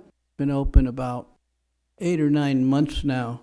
And after I went there twice, a Friday night and a Monday afternoon, I came away with a couple of concerns, and I wanted to see how they were being addressed here. One of them's about sufficient parking, because of course all the parking has to be off of Pacific Coast Highway, and how much we had going there. Was there enough? Because at 4 o'clock on the Friday when I arrived in Roseville's Topgolf, I thought the lot was huge. I was just stunned by how large it was. By 7 o'clock that night, it was closed out. And they were having a lot of problems up around the area because of that. So that was an issue. Second, security is an issue, and they have employed Roseville police officers on Friday and Saturday evenings to cut down the drinking-related problems that Topgolf is prone to. And I want to see what the security plan is for Topgolf El Segundo. I've stated that to CenterCal. I've registered several times. I have nothing. I want to get that, or it's not getting through me. And I just want to send that message out right now that I need that. This will, this amendment would just extend the time for both the city and the CenterCal to get through the process. If the council is not in favor of this project, ultimately, when it comes to the council as part of the public hearing process, you can turn it down at that time. You could effectively turn it down today. I'm not recommending one way or the other. I'm just letting you know, as far as the concerns you have, those would likely be addressed at the public hearings in July, where the seek has been done and all of the issues regarding parking and traffic and security would be addressed at those meetings. Council, just by way of update, staff has received today, Dr. Brand, the security plan from Topgolf, and we'll be sharing that. We've also spoken with the Roseville Police Department, so we have some perspective from them, and we'll have our police department speak with them further about their experience with the Roseville facility. And to answer an earlier question, yes, this item is scheduled for Planning Commission consideration this Thursday evening. And just respond to Councilmember Perzik's question earlier about the delays. As far as the planning and that part of it, that's a very complicated process. It usually takes longer than everybody thinks it's going to take. So quite possible that both CenterCal and planning have struggled to get deadlines done. Not a criticism, it's just normally a process. At least have to see how it works. 5 years is a long time. A baby who was born when it started is in kindergarten now. Well, from the time the agreement was actually executed, there was a 2 or 3 year period where there was a delay in execution. The lease didn't actually get executed until February of 2016. I think there were several leases approved prior to that didn't get executed. There was a couple-year period of negotiations. So yes, I'm certain you're right about the number of years. Actually, the amount of time that we've been working on this since it actually got approved, I guess it's about 15, 16 months. And we're still waiting to see if Chevron's going to release those deed restrictions. And I know there's something on the Planning Commission agenda tomorrow about a new zoning, commercial recreation, and there's issues. Correct. That's the beginning of the public hearing process on Thursday on the Topgolf issue.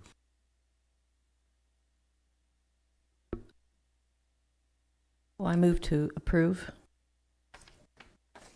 I'll second. All in favor? Aye. Aye. Oppose? No. No. Okay, 3-2. Dissenting, Branham Fuentes. Reports of committees, commissions, and boards. Consideration and possible action to receive and file an annual report of the Library Board of Trustees. Oh, I need to apologize to the Board of Trustees for making them stay all evening. Members of council, just by way of introduction, 2 meetings ago, I believe the council suggested that the various boards and commissions that do such valuable work for the city report on at least an annual basis or more often on their accomplishments to date, what their priorities are and what they're working on, and then any direction or advice, recommendations or advice that those boards or commissions may have for council going into strategic planning this summer. So Penny Armstrong, our president, is that the correct title of our Library Board of Trustees, is here to provide that information. And I learned something. Library boards are actually required by state law. So this is one of our few required advisory bodies that the city has. And unfortunately, they have term limits. So. Yes. Okay, so I'll take my introduction out of there since you already did that for me. Thank you. But before I get started, I did want to thank City Council for approving the full-time position created for cataloging and the technology assistant earlier this year. The position has been filled, and to the relief of the library staff, the cataloging area is no longer backlogged and stressful. The timing couldn't have been better with summer coming up. So the Library Board of Trustees began following up on the completion of the exterior painting and window replacement last June. The windows were not completely installed until September, as 4 windows on the west side of the building were a tremendous challenge. The exterior of the library was significantly freshened up by the painting project, with new highlights created on the west side of the building. On October 26, 2016, the library closed to do some much-needed reading. Staff and volunteers worked to clear the shelves of 3,500 non-circulating and worn books and videos. The pulling, organizing, and boxing of the books was completed by late afternoon, which was another huge project accomplished. Summer 2016 marked another successful summer of reading for the El Segundo children, with a total of 693 children registered, ages preschool to high school. The staff were kept busy with children finding books, filling out reading logs, and distributing prizes for jobs well done. Summer 2016 also saw the launch of the first summer reading program for adults, which was piloted during the author fair last June. There were 46 participants in attendance at the program's kickoff Book Buzz Tea, and a total of 67 adults signed up over the summer. The program was a success and will be carried through the summer of 2017. Last July, the Friends of the Library reported to the Library Board of Trustees that they had approved the design and funding for shelving at the front of the library where the used book sale is housed. The project took many months to complete, with many challenges along the way. The shelves were finally completed and installed in late January 2017, and the Friends book sales resumed at full capacity at this time. In September 2016, the Library Board of Trustees welcomed our newest member, Janice Minerva. This June, City Council will again be conducting interviews for new board openings as members complete their term limits. The Board of Trustees began discussing El Segundo's centennial activities last August. Our first and exciting piece of information was the publication of the Images of America, El Segundo, written by our own Deborah Brighton. Photos included in this publication can be found in the library's history room, which is maintained by the Friends of the Library History Committee. This same history committee compiled a series of 30 photos that were enlarged and included in a traveling exhibit that has been seen throughout several events in the city. The Friends of the Library also purchased a 10 by 20 tent to house the exhibit for the event. 12 additional historical photos were enlarged and currently are on display in the library. The library housed an exhibit during the art walks of El Segundo last summer. In the month of August, the installation by Crystal McConnell of Library Room was viewed by close to 90 visitors, aside from the usual library patron visits. Ms. McConnell has created a second installation at the library for this summer's art walk. In September 2016, both the middle and high school libraries participated in Banned Book Week activities. Each library displayed banned books titles in innovative ways, creating a dialogue with students and the teachers about the practice of banning books. The American Library Association encourages libraries around the country to educate patrons about the issues that books may face before reaching the shelves and our hands. This past school year, each school faced challenges in scheduling class library visits. Richmond Street created an AABB schedule in which the students visited the library for 2 consecutive weeks for class, and the second 2-week cycle, the library was only open during lunches. At Center Street, 4th and 5th grade classes were eliminated from the library class schedule. It was difficult to make sure that we met the needs of the students and with either shortened or no class visits. Recruiting for part-time positions in the schools and within the library itself is ongoing, and seeking out qualified applicants for vacant positions. I'm sure that each department in the city struggles with growth in technology surpassing the equipment capabilities. The library is no different in this regard. Patrons are seeking access to updated technology, both in terms of hardware and software provided. Library staff continue to work around technology available to them and to provide the best patron experience possible. In January 2017, the Friends of the Library reported to the Board of Trustees that the Kathy Teitelbaum Memorial Fund had reached $4,000 in donations. The books purchased with these funds have been distributed between Richmond Street and Center Street school libraries. Each school has created a small area for the Teitelbaum Memorial books to be displayed, and students are frequently checking these titles out. Mrs. Teitelbaum's family have deep ties in the community, with children, parents, and staff all thrilled to see this unforgettable teacher's love of books being passed along to more generations. Also in January 2017, ESUSD librarian Joanne Jen reported to the board that the El Segundo Kiwanis Club had donated STEM, science, technology, engineering, and math books, bookcases, beanbag chairs, and a rug to each elementary school. Center Street distributed the books through the classrooms, library, and literacy lab. Richmond Street School has created a STEM library within the school's library. Each school hosted a ribbon cutting with members of the Kiwanis Club, district staff, and library staff on Friday, January 27th. Also, at the January board meeting, Ms. Dunn pointed out that the school district has announced long-range plans for school sites, which may impact the libraries going forward. The board will report on these changes as plans move forward within the district.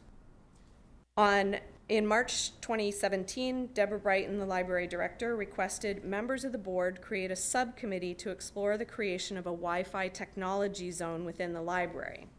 The library is committed to creating an environment that meets the changing needs of our patrons. Currently, the plan is to remove much of the reference section on the upper floor facing Library Park to create a zone that is personal technology friendly. By adding charging stations, comfortable tables, and chairs, the library staff are hoping to create a place for patrons to charge and download without inhibiting the movement of other patrons throughout the library. The reference section of the library has become a low-traffic area as reference materials are available digitally in a more current form. The subcommittee has met twice, once to tour local libraries with similar updated areas. The committee visited Manhattan Beach and North Redondo libraries to see how they use their spaces.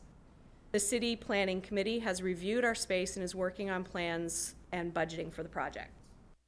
As we move into the summer, the board, the Friends of the Library, and the staff are full speed ahead on summer activities. Summer reading kicks off on June 9th with registration for all age groups opening. Summer reading logs have been distributed via the libraries and classrooms at the schools. The youth kickoff event will be held on June 15th. Many local businesses have contributed prize packages for the children to receive throughout the summer reading. The program ends with a final event on August 3rd. The adult summer reading program mirrors the dates of the children's with this year's theme of rest, relaxation, and read. This year's author fair is Sunday, June 11th from 11 to 5. The event is an hour longer this year to accommodate an additional 2 author panels. Julie Todd, Senior Librarian of Adult Services, has been organizing the event along with many other library staff members. Julie informed the board in May that 44 authors have agreed to participate. Aside from the authors and book signings, there will be food trucks, entertainers, children's activities, including an interactive T-Rex, a traveling photo exhibit, book sales, and vintage cars. The library's summer activities will also include library park concerts, continuing book club meetings, drop-in classes, and participation in this year's Art Walk activities. It's been an eventful year at the library and continues to be so. Thank you so much. Thank you. Penny, thank you. I mean, what a list of accomplishments. The trustees, the friends of the library, the staff, I mean, it's just such a jewel of our city and used by everyone, all ages. I'm so grateful for your service. Thank you. So much. Yes. I remember like not knowing where my wife is. I know she's safe at the library, so it helps, right? So you mentioned in your report, and I've heard this other times, that there's some kind of code that limits the terms of this one commission we have. Can somebody show me that actually in writing? Is it government code, education code? Where is that? I want to see that instead of just hear about it. Thank you. Yes, Deborah, did you have a response for that? Our Director of Libraries, Deborah Brighton. It is in our bylaws, and we're having the Assistant City Attorney actually look at it right now to see if it's still in line with the education code we originally took it from. Sounds like I've got a timely question there. Yes, you do. Okay. Working on it right now. So if it's the education code, why did we adopt it if we are an independent library? Well, the library board is required by the state. That's what we used. Adopt the board. And then they did their own bylaws, which gave the term limits. So we're looking to see if it's still viable with the education code. Library boards are a mandate of the state and are regulated unlike other, and have more powers than other boards and commissions. Oh. Penny didn't talk about the power. Yeah, what's this power thing? Yes. Oh, we forgot. Yeah, what about this power? Thank you, Deborah. Let me know how that comes out. Okay, consent agenda. Any polls? Yes. I poll number 7, 10, 13.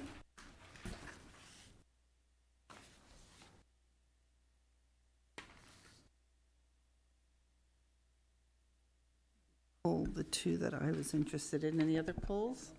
Okay, with that, do we have a motion to approve items 4, 5, 6, 8, 9, 11, 12, and 14? So moved. Second. All in favor? Aye. Aye. Opposed? 5-0. Correct. Need to leave them, yeah. So, Dr. Brand, you pulled item 7. And just for the 7, record, due to couple their people have to rescue themselves and leave. due me with you. due to their location of their residences, the Councilmember Persick and the city manager Greg Carpenter have conflicts of interest. So they have recused themselves and left the room. Okay. We had a rich discussion around this at last opportunity, and I think there was some divided opinion here. And if that was to continue, how could we move forward with this, City Attorney? Could could the council member return and break a tie?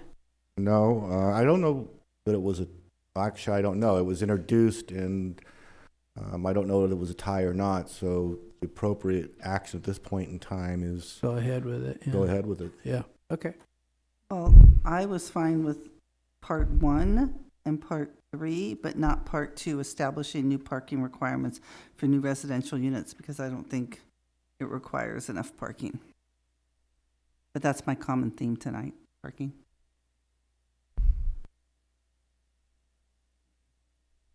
Did you want to make a motion or to discuss it, Dr. Brand? I think I said all I wanted to about it last time, and I thought Mayor Pro Tem Boyles made some points that I support, so I'll make a motion to approve adoption of addendum number 1 here. Does that need to be read or not? Yes, please. City Attorney or me? Yes, I'm Okay. electronically getting there. Okay. Well, you could read it, Dr. Brand, because you pulled it. Okay. Consideration and possible action regarding adoption of addendum number 1 to an approved mitigated negative declaration and approval of environmental assessment number EA-1184 and the specific plan amendment number SPA 17-01 to amend the downtown specific plan as follows. 1, remove the requirement that upper floor residential occupants must also be commercial tenants or owners of the business below. 2, establish a new parking requirement for new residential units. 3, miscellaneous cleanup.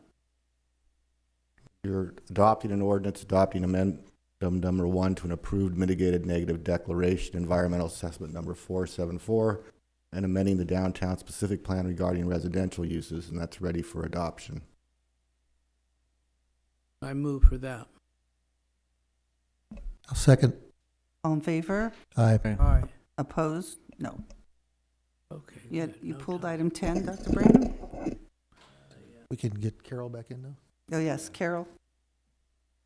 And Greg. Greg's already wandering back in, so.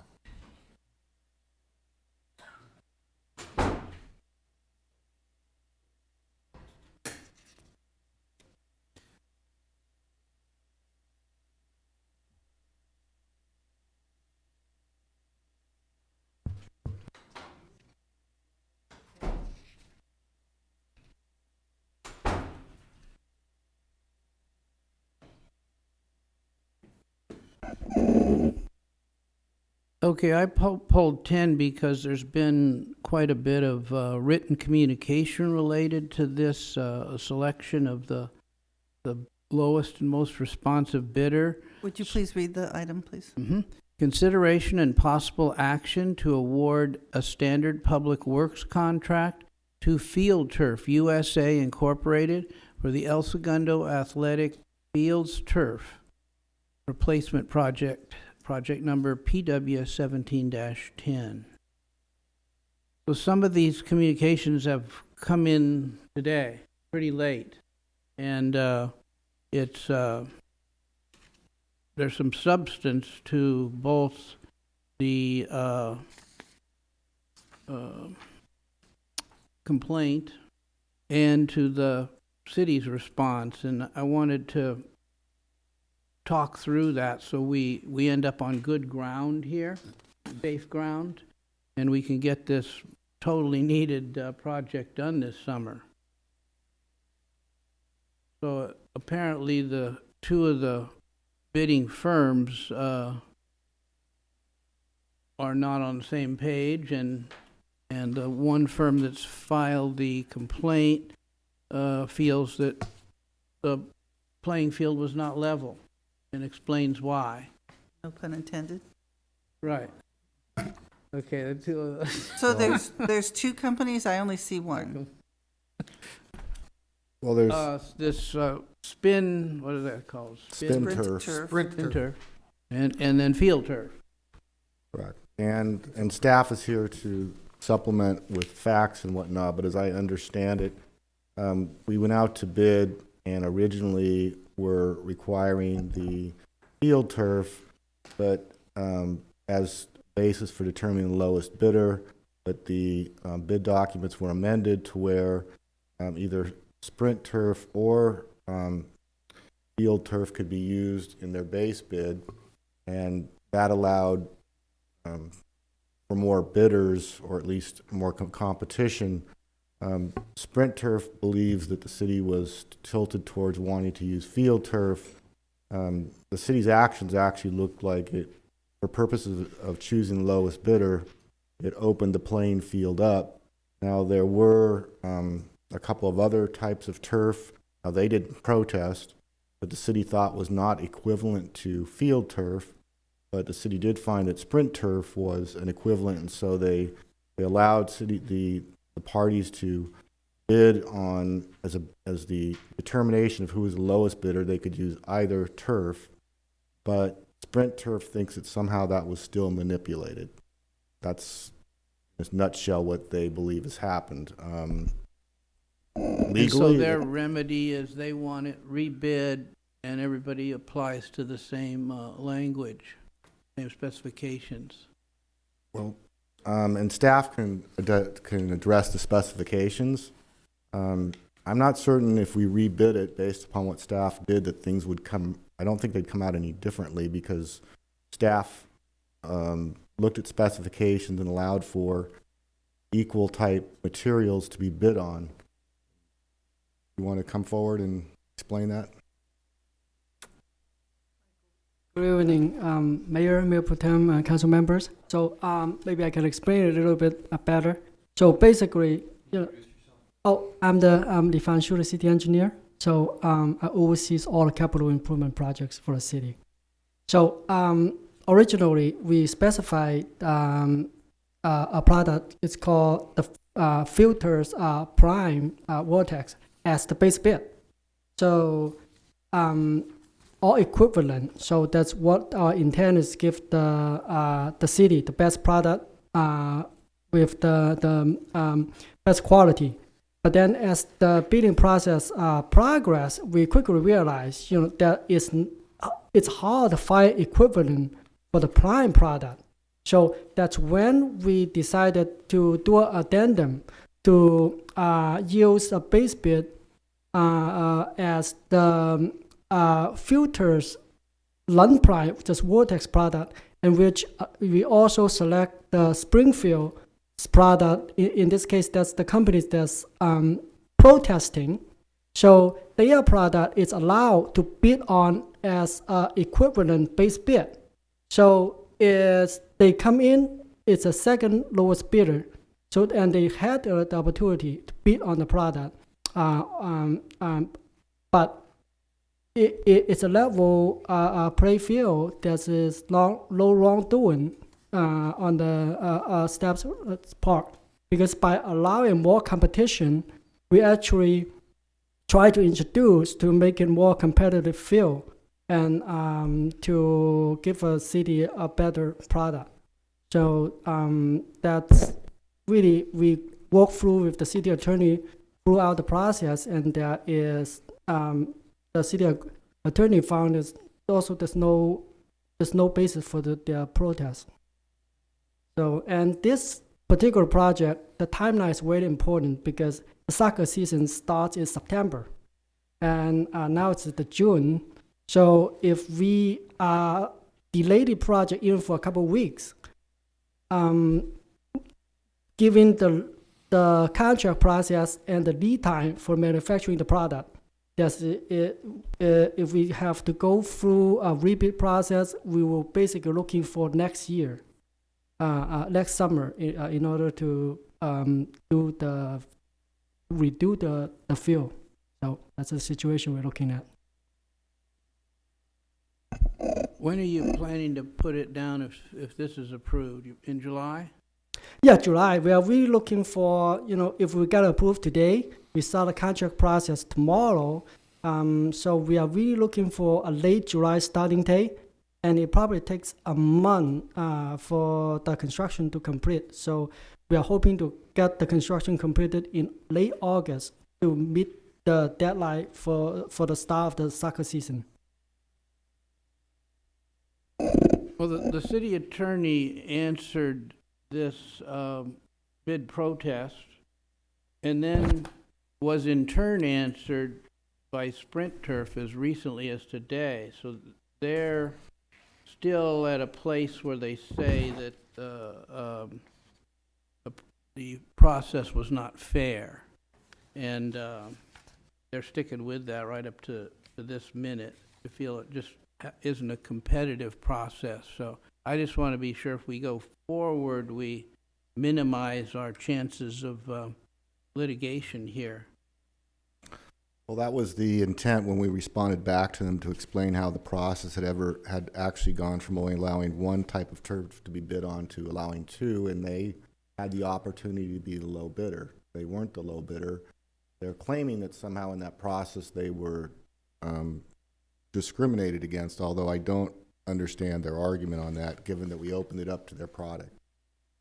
They make a statement here, I didn't understand, that the difference in cost to taxpayers is over $300,000.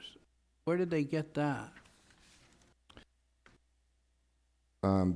Because the city is while it allowed the base bids to be based upon two types of turf, there was an alternative bid that the parties were allowed to make for a higher quality turf, which the city is taking, and it's $300,000 more. But the base bids, which the award of the bid was based upon two other types of turf that were cheaper. Right, so which because... is a bit confusing, I understand. Yes, let me explain a little bit better. Because in order to set the bid, we have to allow equivalent. So we have to select a product as a base bid that it has equivalent, so other companies can bid on it.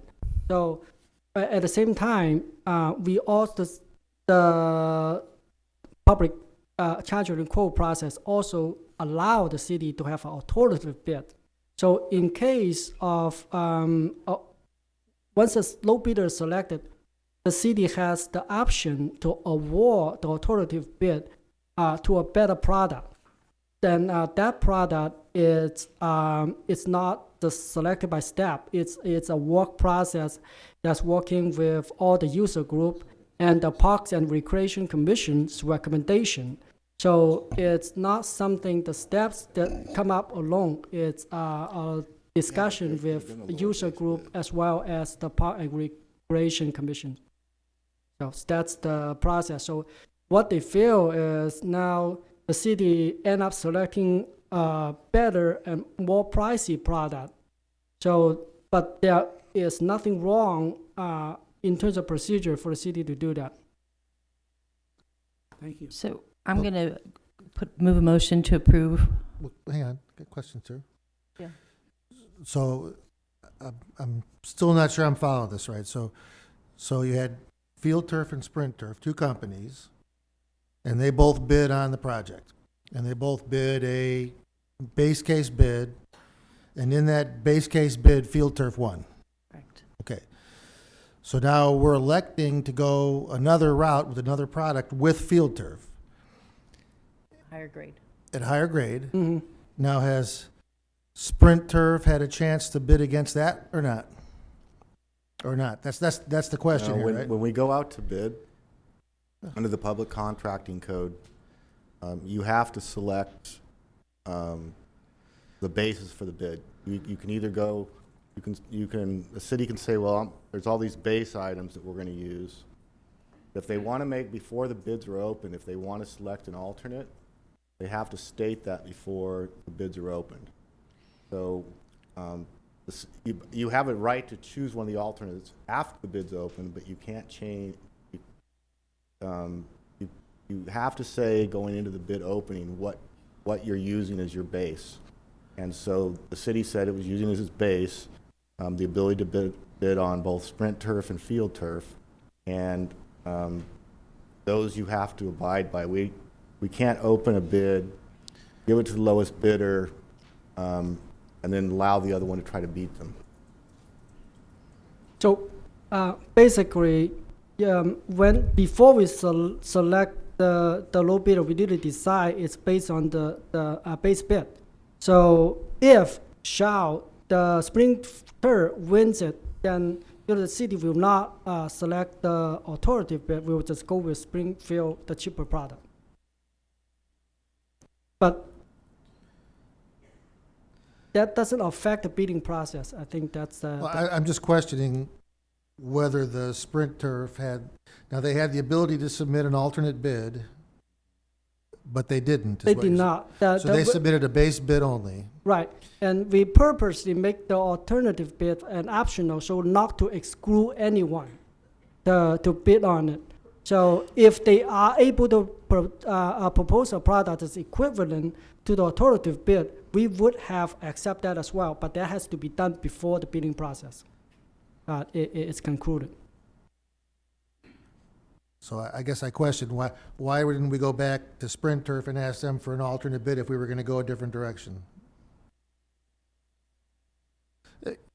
You're changing the quality of the field. You're changing what you're bidding against. No. Well, they would have.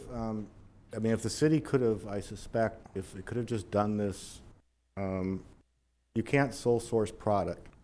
And so it gets very complicated when you're dealing with things with turf where there's not a lot of different kind of product. And so if the city had just sole sourced this to the higher product, there would have only been one bidder. The city went out and said, okay, well, we're going to lower the quality of the product so there could be more than one bidder so that SprintTurf could bid. If they'd have been the lower bidder, they would have gotten the contract and the city would have never been able to get the higher quality turf. But since FieldTurf bid lower, they were able to select the higher quality turf, which is complicated, but I understand it, but They don't have the. we're selecting an alternate. council could say award it to or give it to FieldTurf, but don't select the alternate. Go with the base bid product, which is I guess it's an inferior product, but you could do that. So those aren't the words I'm looking for. The words I'm looking for is, could the city save $300,000 by going back to SprintTurf and asking them for a quote on that? And the answer is, and you're shaking your head no, but Not same product. No, that basically, that's what the spring turf is asking for. Basically, it's a rebid, so we are looking at next year. So we have to rebid it. We have to reject all bids, and then we have to repeat the whole process in order to do that. That will invite everyone to back on. And the project will not be done this year. It will have to be done next year because of the soccer season. so you couldn't get both of them on the phone and open up a bid and say, I need a new requoted bid from you by Friday to make this go forward? No. Government contract. Well, In private industry, you can do that. You can't do that with contracts. But we can do that with consultants and things that aren't public works. Speaking of Public Works, there's our director, Ken Berkman. Hello, thank you. I guess, Member Dugan, just to reiterate what we're saying here, the bidding process was done per public contract code. There was a base bid established. The products were available to be bid as we've been stating. The lowest responsible and responsive bidder was deemed and defined in our base bid. What we do with the alternatives is our prerogative. The users group through Recreation and Parks have identified that alternate product as something that was more desirable. So many agencies bid their projects this way with identifying several alternate bid items because we don't know where the budget's going to come in. And if the opportunity is available for us to include other facets of projects in there with alternative bids, this is a perfect example of being able to do that. So the base bid, the lowest responsible bidder is identified. As Mark said, we could not award the alternative as we are recommending as well. I think maybe Well, part of what's missing. I understand what you're saying. Yeah. My question is, was the quality of the bid package such that we got the most cost-effective biddings into the city here? That's the ultimate thing. Is there, somebody's making a claim they could save us $300,000 because the way we bid it didn't fit the way that they submitted a bid, and I don't know if. I think that if you were to go back to the base bid product, you could save $300,000. Staff's recommending you take the alternative product, and it will cost an additional $300,000. I think part of the explanation here that needs to be given is, you notice these companies' names that are bidding on this are the same as the name of the turf. So you have these companies that have exclusive rights to install this turf.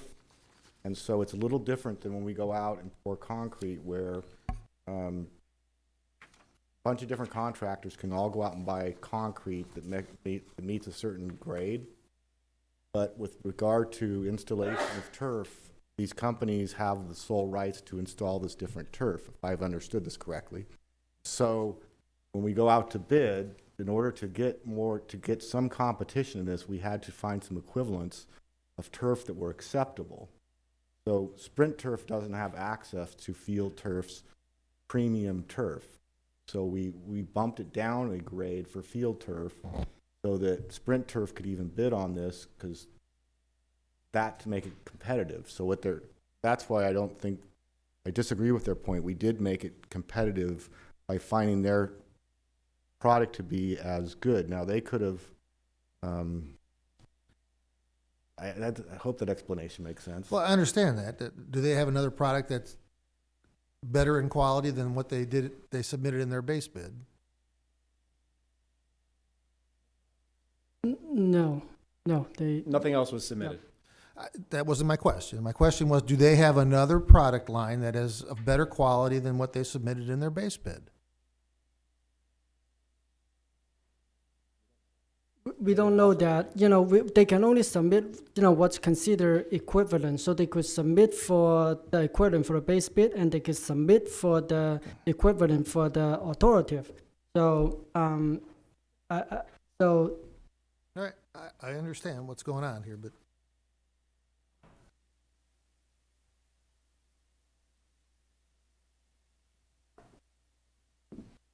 we also have to consider the timing of this. And if our city attorney is saying that we follow the procedure, our director of public works is saying we follow the law, the procedure, I think the rights of the children to play on a decent field takes precedent at this point. And so I move to approve number 10 so that we can have a soccer field ready for the kids come the soccer season. Well, and our attorneys have said that there's no conflict here. We went through the proper bidding process, which is different for government contracts than it is for private. So we have a motion. Do we have a second? I'll second. Any more discussion? I just want to say that if there was any mistake in the process, I think we're way more at risk given the condition of the field. I coach out there, and it's in really significant disrepair. And the slip and falls and stuff that we have, way more likely to experience, I think, a problem with that than any wrongdoing. But it does seem that, like, the way I can gather, trying to make sense of it, that we did follow the process. So I'll second that. Any other comments, Dr. Brand? Were you No. reaching for your mic? Nope. No. So all in favor? Aye. Aye. Aye. Opposed? No. Okay. Councilmember Dugan dissents. Thank you. Dr. Brand, you pulled item 13. Please read it. Okay, consideration and possible action regarding sponsorship of the El Segundo Corporate Games. And the question just here is, they want to do these games on the Richmond Street School field? Is that correct? Is that what they're talking about? So what does that have to do with us? Why isn't this with the school district? I believe the answer is as part of our joint use agreement, we control the scheduling of that field, and we charge rental fees. And this organization is asking, in exchange for us being a sponsor of this business event and arguably economic development generating event, that we waive those fees. It is a event that's designed not to earn a profit, at least in this first year, is my understanding. And in exchange for that, we'll be promoting this commercial corporate event getting started, and the city being able to have sponsorship of the event.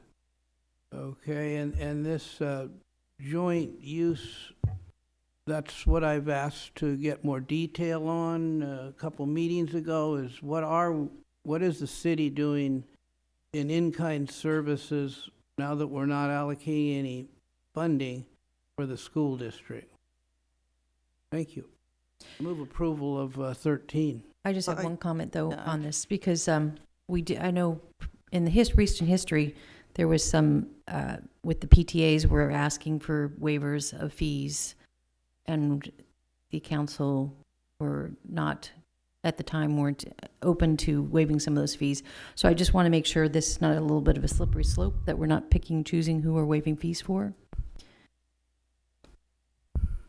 If we're going to waive a fee, that's fine, but we just have to be cognizant that we have to be consistent in how we waive fees. Yeah. We bring fee waiver requests to council so that there can be consideration of them on a case-by-case basis and a determination by council whether there's a public benefit or a city benefit to the waiver that's being requested. So our policy had been that the established charities in town could have one event a year where we establish the fees. You're correct.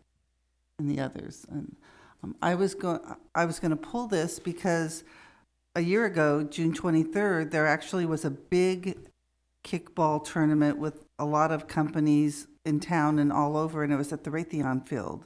And I reached out to Raytheon because that was part of their commitment to us, that our city and our nonprofits could use their fields. And when I reached out, they allowed them to, and it's much larger, and there's lots of parking that won't impact the neighborhoods like Richmond Street will. So I just wanted to put that out there as a suggestion. And there's also, I don't know if you're aware of it, there's an event called the Aerospace Summer Games that's held every summer down at Dockweiler Beach, and there's thousands of people who participate. It's not just the big aerospace companies in town, it's the creative companies, and I think they go as far down maybe even to San Diego. They bust them up to compete. So something else to be involved in. in the last few years, I arranged for the county supervisor to provide the buses so they could park at the Boeing parking lot and take the buses down to Dockweiler, so they didn't have to use up all the beach parking and pay $12 or $15 a car.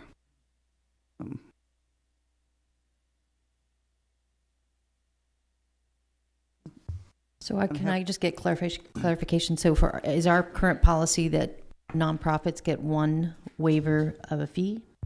Well, is that what we're saying? Everything's a case-by-case basis. Yeah, you bring up a good question. It's mostly been the established nonprofits. So, but I don't think, is this a nonprofit, this organization? Well, let me clarify, just going back one step. Council has adopted a policy for some ongoing events. I believe there's like 10 of them where council has authorized those as annual fee waivers. Any event or request that's not one of those previously approved 10 or 11, whatever the number is, we bring to council on a case-by-case basis. This is not a nonprofit that's operating this event, but the event is not intended or designed to make a profit. My understanding is that the entry fees are basically covering the cost of the event. So it's a private company asking for a fee waiver? It's a private company asking for a fee waiver to conduct an event that is not going to make a profit. Yeah, but it's still a private company asking for a fee waiver. So can we ask our economic development manager some questions about this, since she stayed so late? Keeping her up anyway. So. How many businesses in town are participating? So this is a pilot program, and that's the reason why we wanted to support it, is so that we could get them up and running and help them to bring some momentum to the program. Right now, I don't know, Casey, how many have signed up.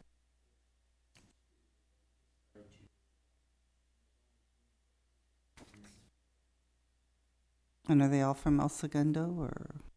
Yeah, yes, all El Segundo businesses. Yeah, that's part of the idea, is to give businesses in the city an opportunity to stay after work, meet other people in the community. Beach Mex and Tavern on Main are also sponsoring. So to give more awareness to the downtown area, to our restaurants, just to create more of a connection between. I share Councilmember Perstek's concerns. I mean, I'm not opposed to this particular event, but I'm worried that we're setting a precedent.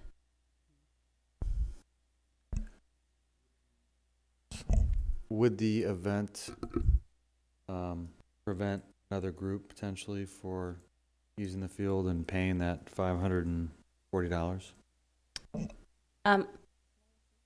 In July 1st, I don't know what the demand is, but I don't know what the scheduling is. We have to prepare it up. Evening. We've worked with them on scheduling a date and picking a field even. Ideally they were looking at Rec Park, trying to use 2 fields over there, and we suggested looking at Richmond Street. But baseball season, softball season is coming to an end, as you know. And so Richmond Field was available on this date. This was the first date that it was available that made sense. And if I may also clarify regarding the fee waivers, this is a little bit different in the sense that they're looking for sponsorship from the city, in which we would get benefits from that. And that is the city's logo on the t-shirts, also Barbara's involvement from an economic development standpoint. So there is a little bit of a difference in a straight fee waiver versus a partnership. Yeah, sponsorship. And they would have the Centennial logo, of course, instead of the city. So it's really a sponsorship. Do you want to speak on sort of the structure of it, the nonprofit nature of what you're trying to do? It's not your business taking this on as a separate business effort. It's something that he, as a business person within the community, wants to organize for the community, separate of his business. And did I sum it up pretty well? Yeah. Okay. Are you interested in us reaching out to Raytheon to see if they would host another one instead of Richmond? Or I know it's to bring them downtown, but I'm thinking of parking. So our objective is to not just have this one event. but to help through our sponsorship get this program launched and started. We'd like to grow it, have a lot of different sports and a lot of different events throughout the year, in which case we would definitely think about using other fields, particularly Raytheon. All right. But when you say we, is that the city organizing it or some, because right now it's not the city organizing it. So I'm just concerned, like we're using synonymous we versus which organization is we? So ONMI Consulting will be organizing it. And so you're hoping that ONMI Consulting will continue to develop these things correct for the city? Like what is... Or, it gets passed around. The aerospace summer games, whoever wins, they're responsible for the next year for organizing it. So it can be passed around.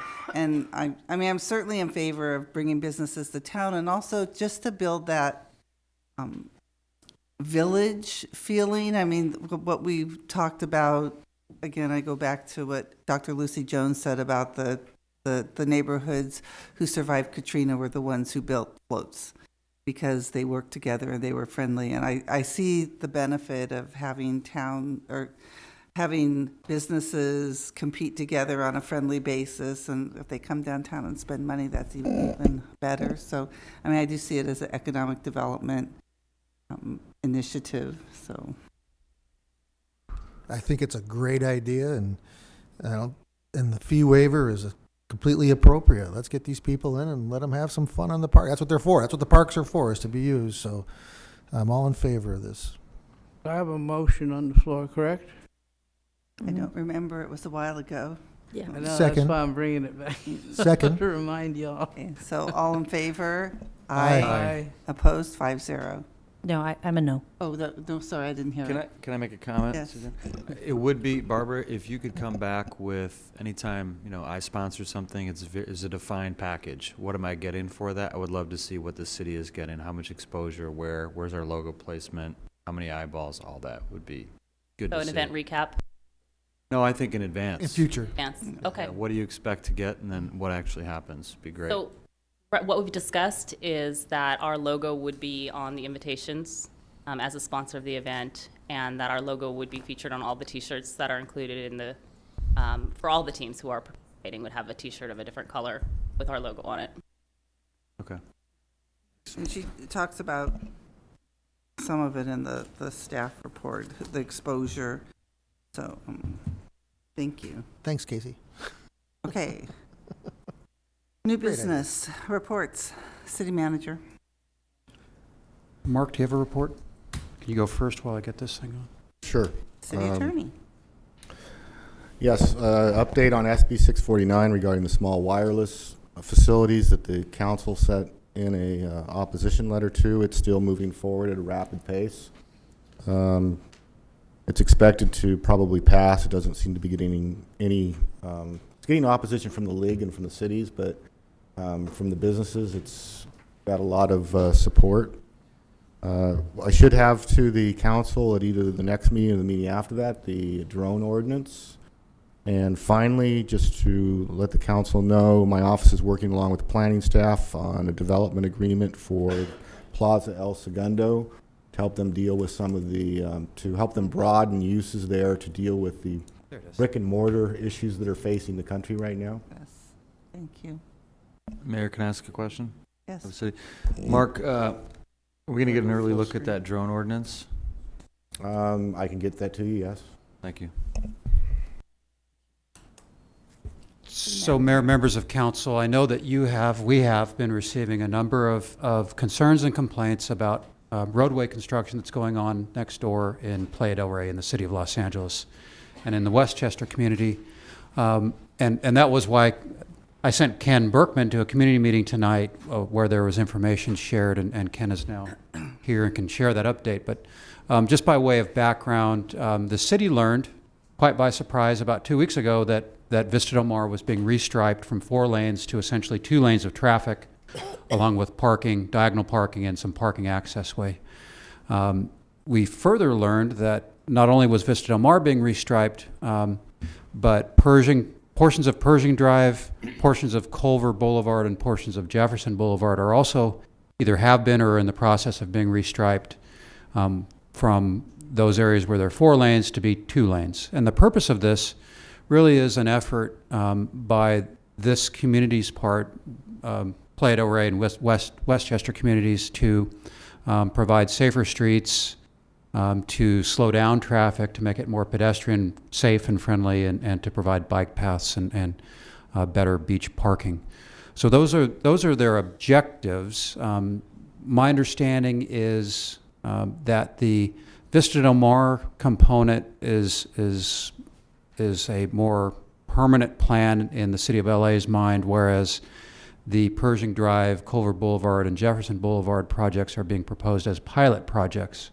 And as pilot projects, that meant that they didn't go through a long analysis. They didn't really go through any analysis that I'm aware of, nor did they go through an environmental process.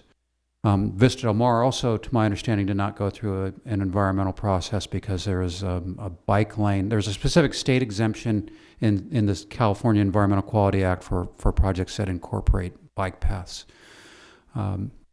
So these projects are going on right now. You can see this is a screenshot from Councilmember Bonin's website. He's the council member for the Westchester Playa del Rey district of the City of Los Angeles. So if the public is interested in getting more information, these cross sections of the street changes are on Councilmember Bonin's website. The website further discusses briefly the purpose of the project and the background, but also recommends that if the public has comments or concerns, that they contact the council member's office via his mobility director, Jesse Holzer. And Mr. Holzer's phone number is 310-575. I'm sorry, is it a female? I misspoke. Jesse is a female. So Jesse Holzer of the council member's office's phone number is 310-575-8461, and it's jesse.holzer@lacity.org. And this information is on the City of El Segundo's website and the city's Facebook page also. So I would highly recommend that if people are impacted by this or have concerns about this project, that they voice those objections with Councilmember Bonin's office. At this point, I think I'd like to ask Ken if he has an update from the community meeting that he attended just this evening.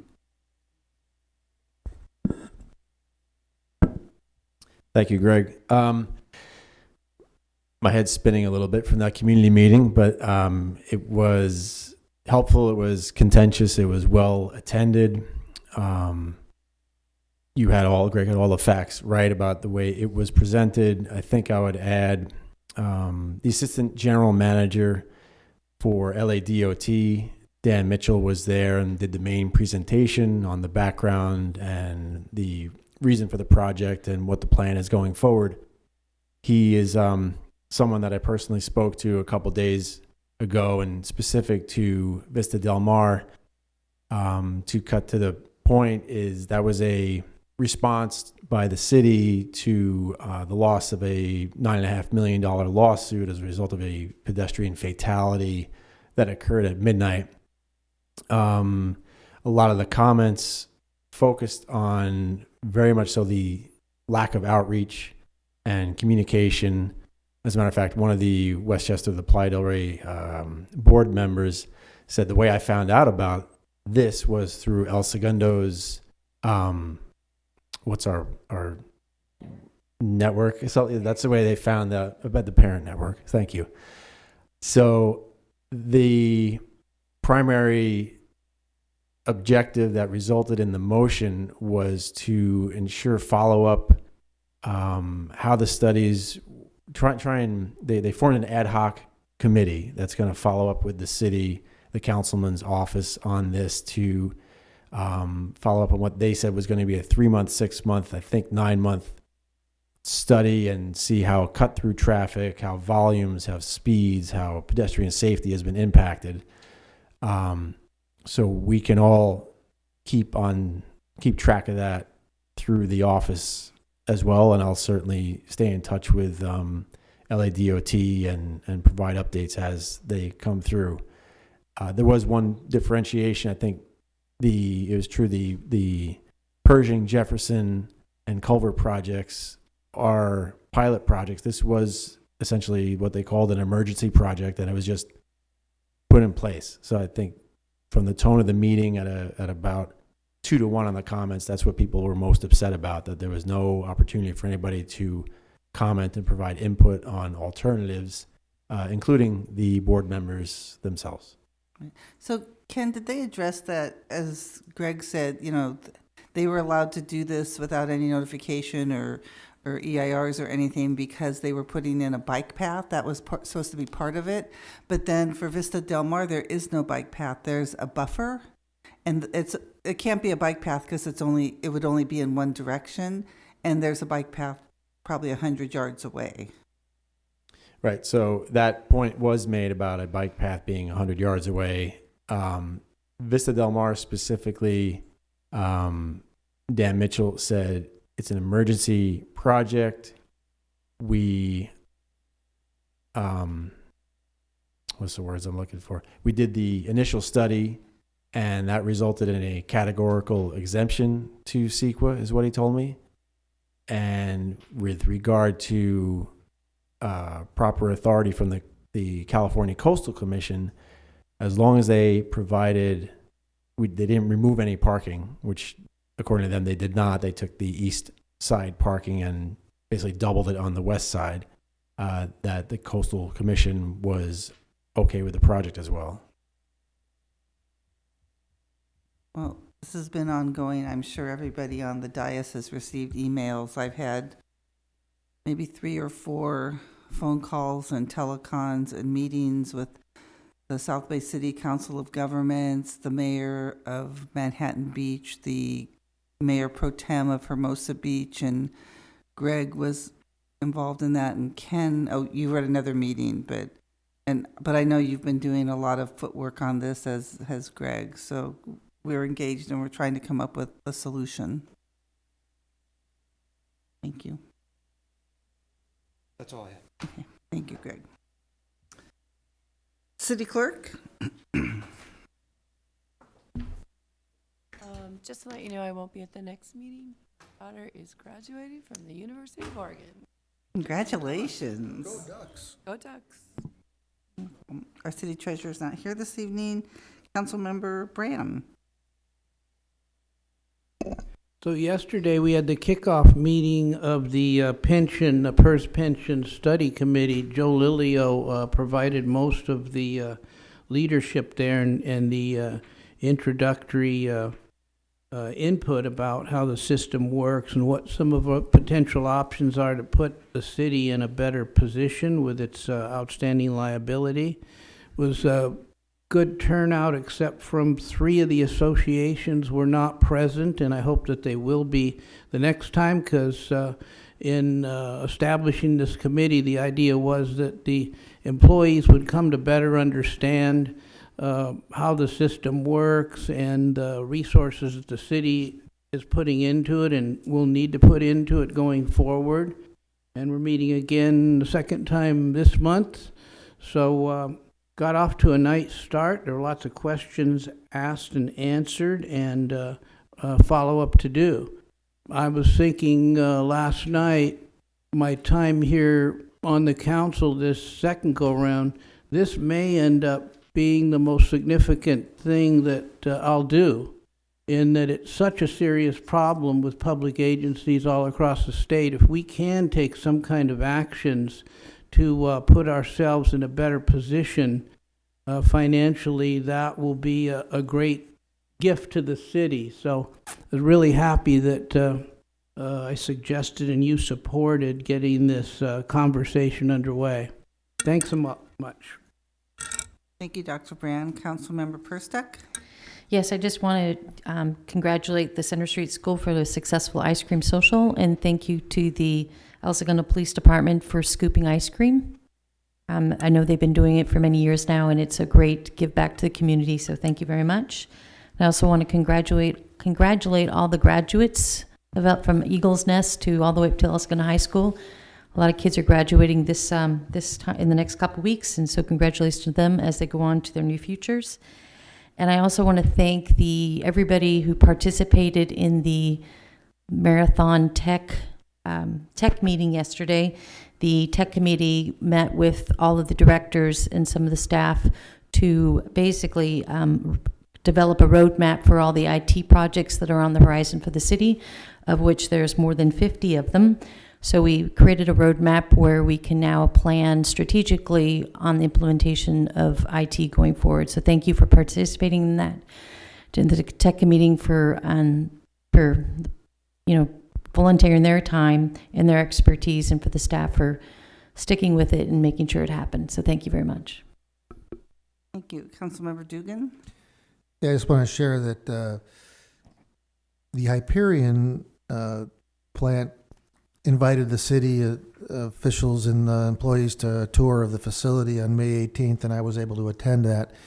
And they have a tremendous facility over there that they call it a learning center, but they've got a great educational piece of their tour that they walk you through a room that's got a lot of data and information about the stormwater and drain systems in LA, and they've got samples of water, and they've got all kinds of things. It's very educational, and they extended the invitation that any of the El Segundo schools are more than welcome to come there. They love hosting tours, so I wanted to bring that back to the city and make sure that the school district's aware that the Hyperion's ready to engage them in tours of the facility too.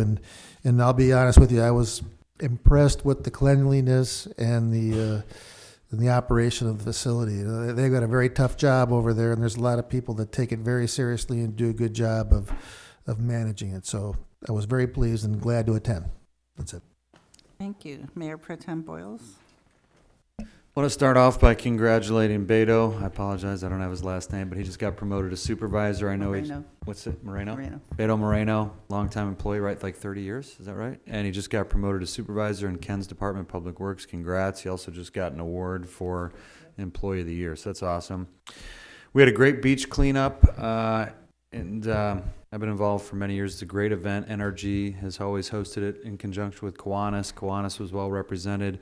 Mrs. Kaplanis did the art judging. Carol was there. We had the National Charity League. It was a great event, and we cleaned up a lot of trash. We are continuing to meet with Edison and DWP. Just a little update. We are attempting to hold Edison accountable for some circuit and infrastructure repairs that are sorely needed in this town. And we're also attempting to hold DWP accountable for the tank that's an eyesore on Grand Avenue, as well as irrigation of the trees that's being neglected right now, that we think they should be responsible for, or at least I do. And we, as Carol mentioned, that technology committee meeting was great. It was 4 hours, and the staff did a great job. Captain Ivansky, David Fromke, the chair of the technology committee. We had 6.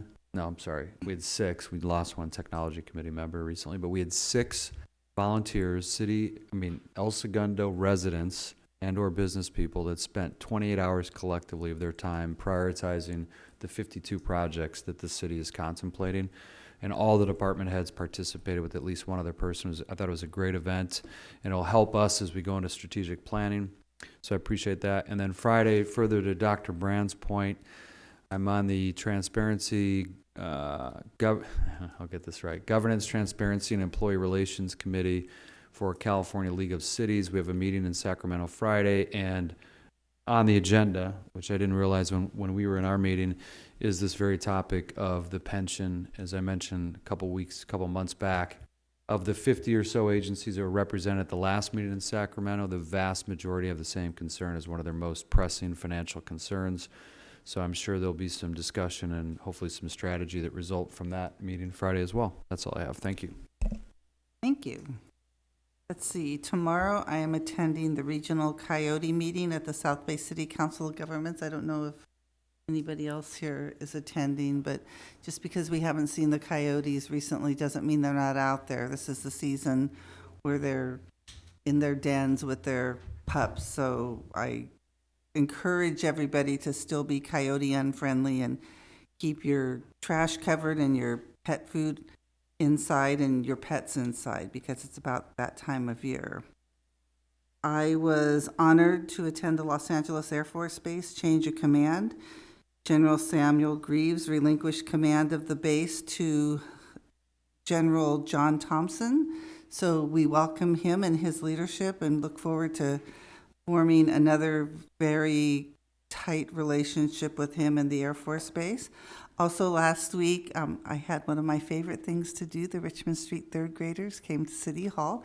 Thank you, Ms. Shia, for arranging all of that. We had 100 well-behaved, wonderful, smart students who asked very insightful questions, and they were really delightful. So good job, Richmond Street, and good job to the parents of all those great kids. And also, I want to say that I'm honored that Senator Ben Allen, he's our state senator, invited me to go on a trade mission to China that's sponsored by the China's People Association for Friendship with Foreign Countries. I've reviewed this with the city attorney and the city manager. I've also spoken to people who've gone on past trips to make sure that this wasn't a boondoggle and there actually could be benefit to the city. It's paid completely by this association. It won't cost the city anything, but I want to agendize it for a future or for the next agenda, just so that we have an opportunity to speak about it, because I don't want anybody to think that something's going on. So if council has any comments about it, then we can make it an agenda item and discuss it. So with that, we go back to public communications.